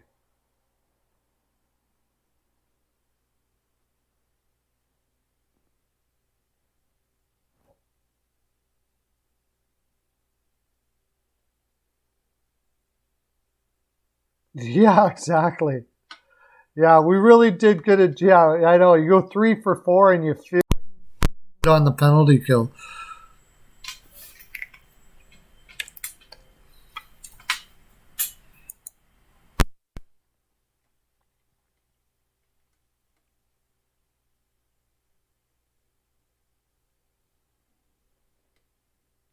I haven't saw any. Not today, anyways.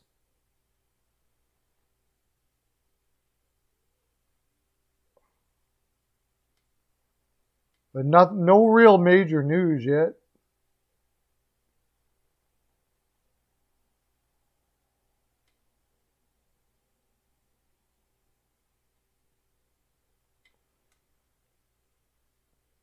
Hasn't been any news today. It's sort of the lull right now. You're not going to see any trades. You're just going to see who's going to get cut, and then there should be some guys put on waivers eventually. Some waiver pickups, but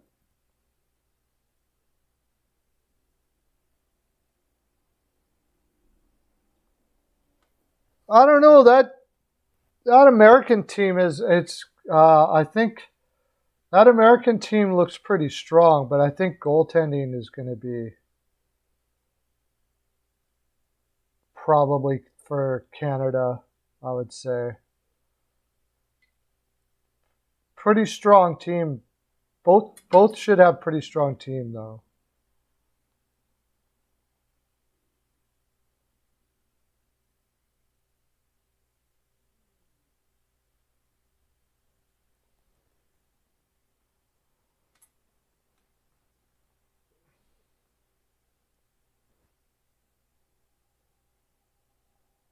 Danny DeKaiser going to get cut? Maybe. I mean, he's just been so injury prone.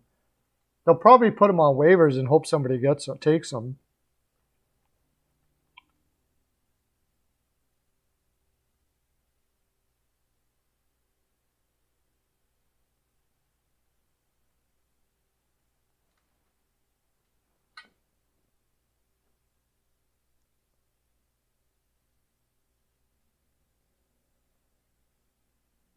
Hellebuyck, Gibson, Demko.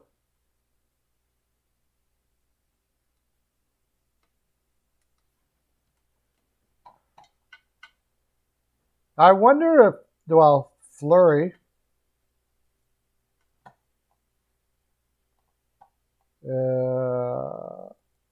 Fleury will be one of them. Then Price, if he's healthy.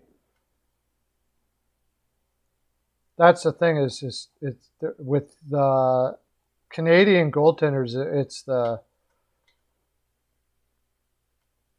health and the fact that they're getting old. We need some better young goaltenders now.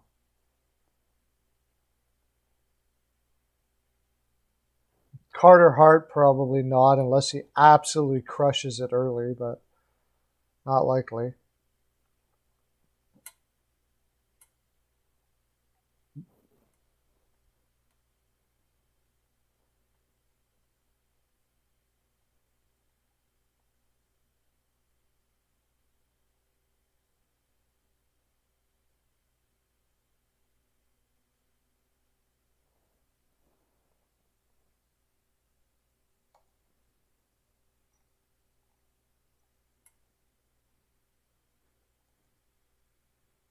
Yeah, actually, you're right. The United States does have the goaltending advantage over Canada.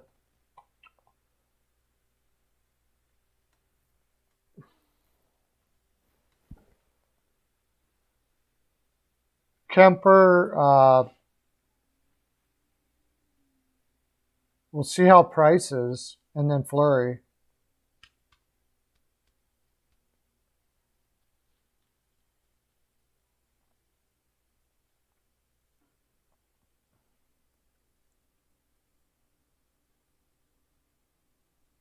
If Carter Hart gets hurt, Flyers are screwed. I just can't see Jones having enough of a turnaround year to like that.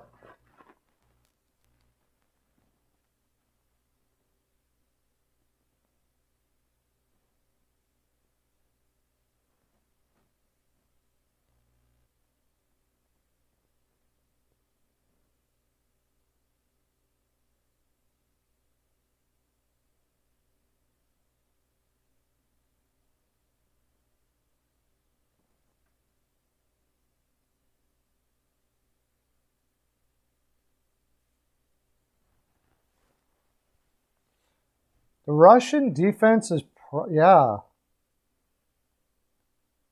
Are they going to use Askarov in the Olympics? That'll be interesting. That'll be fun to watch. Russia's defense. Who's going to play defense? Orlov? Yeah,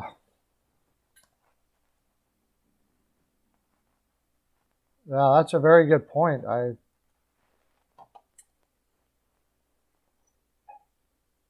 Sergachev.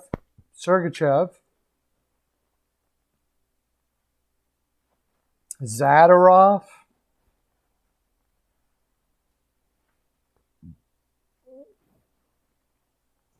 I'm sure you guys will tell me here soon. Yeah, the defense is bad for Russia. Provorov, Orlov, Zadorov.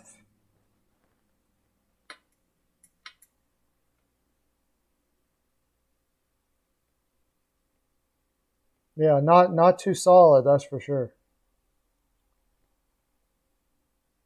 Sergachev will be there, no doubt, yeah.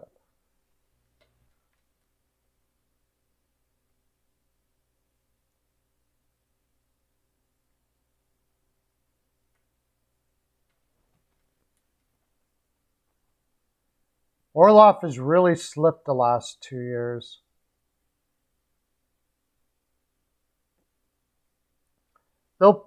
I don't know if Martin. Yeah, Marner's going to make it.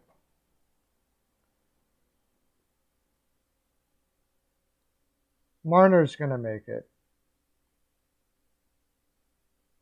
I don't. We were going over it before, but you got. I mean, McDavid, of course.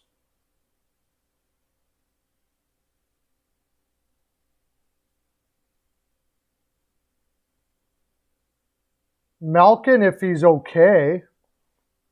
When are they doing the Olympic? Because Malkin's not going to be back till Christmas. He's going to come back. He's going to miss half the year. Kucherov. Their problem is up the middle.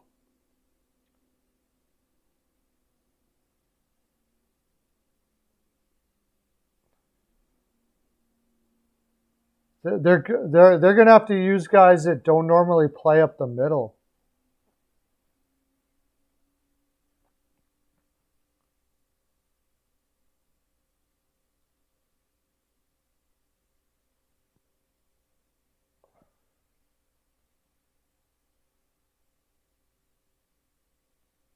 I'd wonder there's probably somebody playing over in Russia that's better than Zadorov, I would imagine. There's going to be definitely going to be some Russians that play over in Russia that are there.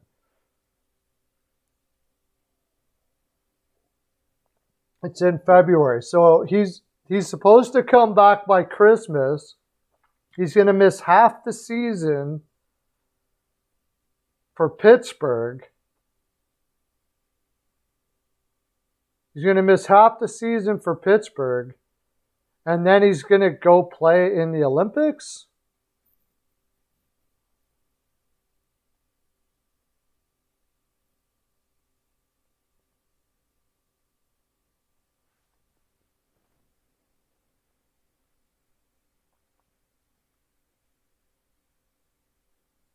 Yeah, and I mean, that Zaitsev isn't that great. And maybe Zaitsev won't, I don't know, because not like this, they're going to use some guys that are playing for, they're going to use some guys that are playing in the KHL for sure. No doubt about it. So, they always do.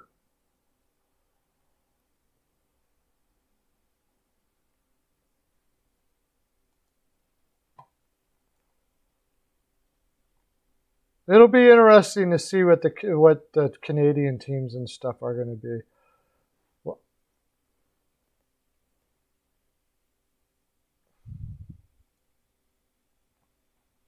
Like, his Braden Point probably will be on there.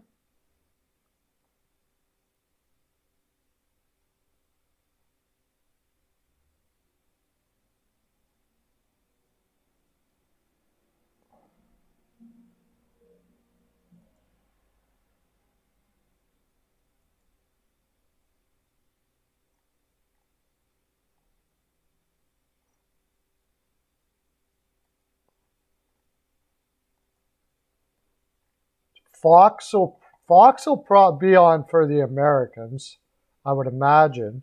They might even take Fox and Ryan Lindgren. I don't know about that. They got an All-American top four there for the Rangers, eh?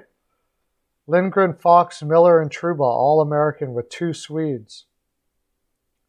No Canadians on their D-line, the Rangers. In fact, they've only got 1, 2, 3, 4, 5. They've only got 5 Canadians on their whole team, the New York Rangers.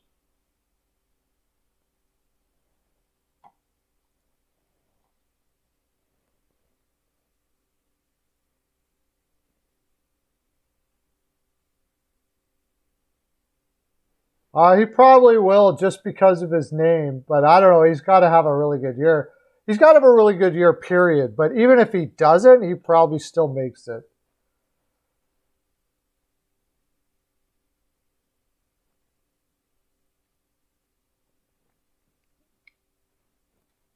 Yeah, he was saying, right, he was playing for the Rangers and he didn't. Fox was playing for the Rangers and he didn't care if he had to go back to college or what he had to do. He was going to become a free agent and he was going to play for the Rangers. So there was nothing stopping him. Calgary drafted him. He was saying that when in his draft year, he told everybody, you might as well not draft me because I'm going to be playing for the New York Rangers, and that's it. But they did anyways. They ended up getting a second-round pick from Carolina for it, right? Something like that.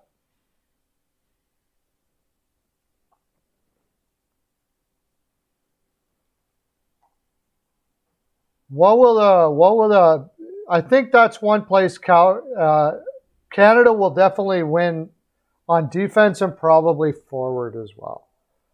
But goaltending, I think the U.S. does have them in goaltending. No, you've got to do. I mean, I've heard people say, these guys should just be happy that they're in the NHL. Blah blah blah. I think it's nonsense. They're happy to be in the NHL. You worked your butt off. If you're willing to lose money to play for the team you want to play with, all the more power to you, man. It's your dream. What are you gonna? I'm gonna drop my whole dream. The whole dream is not just to play in the NHL. The whole dream is to play whatever you want to play or wherever you want to play or whatever the case may be. I don't have any problems with it whatsoever. He's got that option. Unfortunately, junior players don't have as much as that option as they do.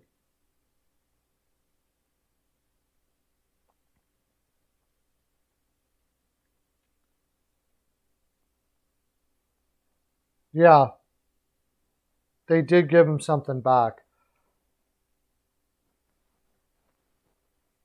It was worth a shot, I guess. I don't know what they were trying to tell Fox in that. Like, he was kind of a throw-in that they just decided, oh, you never know, maybe we could talk him out of it. But when you got a guy that was saying it right from the time he was drafted the whole time, and he was saying the whole time he doesn't care if he loses his,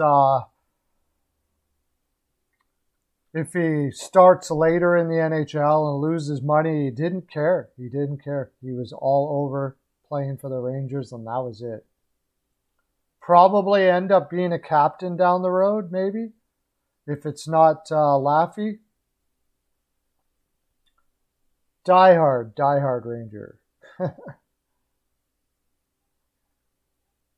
Just imagine, like, the Rangers are loving it because they're probably going to be able to hometown discount the crap out of them in contracts and everything. Like,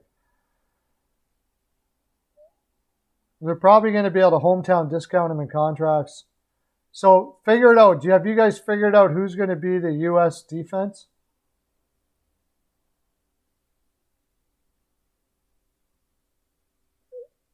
And the Sharks drafted you? If I was a hockey player, if I would have made the NHL, I don't think there would be a team that I would like what Fox did and say that I got to play for that team or whatever. I think if I was a free agent right now and I could pick a team to play for, I think I'd say Colorado. I love Colorado. I come from Alberta, where we have the Rockies, the Banff, and all that beautiful mountains and stuff like that. I've heard Colorado's is not quite as rugged and unbelievable as here, but first of all, you're looking at a cup contending team for a long time. It's a beautiful place. I think I would say Colorado would be the team I'd be most interested in being part of. I never said I wasn't picky. I mean, there's teams that I wouldn't want to go to. I wouldn't want to go to the Buffalo Sabres right now. If I had that kind of talent and I'd worked my way up that far, and you have options, and I'm going to use my options. I'm not really a big, like, I don't know if I'd want to be in New York. Detroit doesn't turn my crank all that much. Seattle would be fine. Like, if I'm, yeah, I wouldn't want to play for Arizona right now. It's too hot. Oh my gosh, so hot.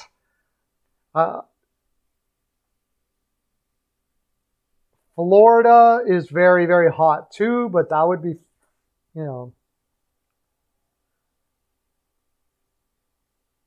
you'd like to go to Buffalo to help the franchise out. Take on that challenge. To me, it's just the city. Buffalo doesn't really turn my crank all that much.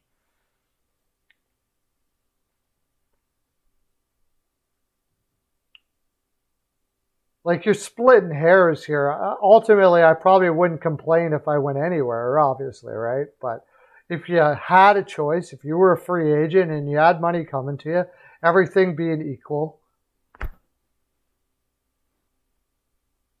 where would you go? I wouldn't want to go to Toronto. Montreal. I would like to go to. I wouldn't want to go to Toronto just because of the media and everything there. I wouldn't want to do that.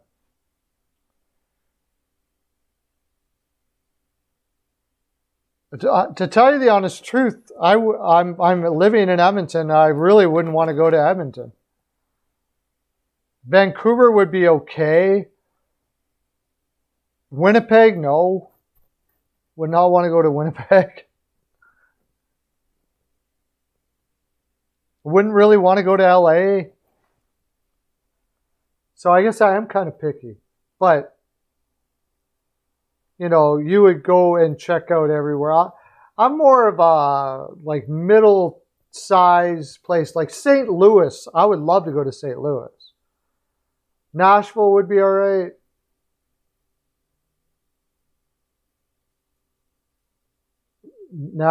Toronto would be one of your dream teams. Yeah, not me. I don't.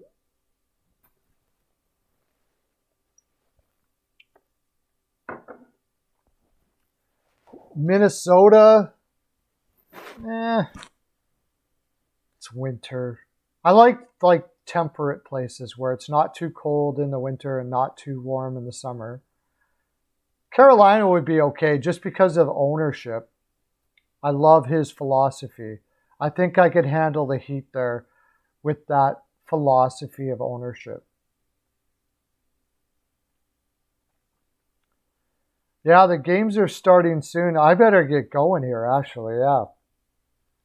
Anyways, guys, this has been great, like usual. I got to take my son somewhere and then pick up my wife and all of that. So I'll see you back here tomorrow. I don't know if anybody's live streaming anything tonight, but check out, I'll have that video posted tonight, so you guys can check out that video tonight. And yeah, lots of fun. That's my full 42. You guys have a great time out there. Okay, bye.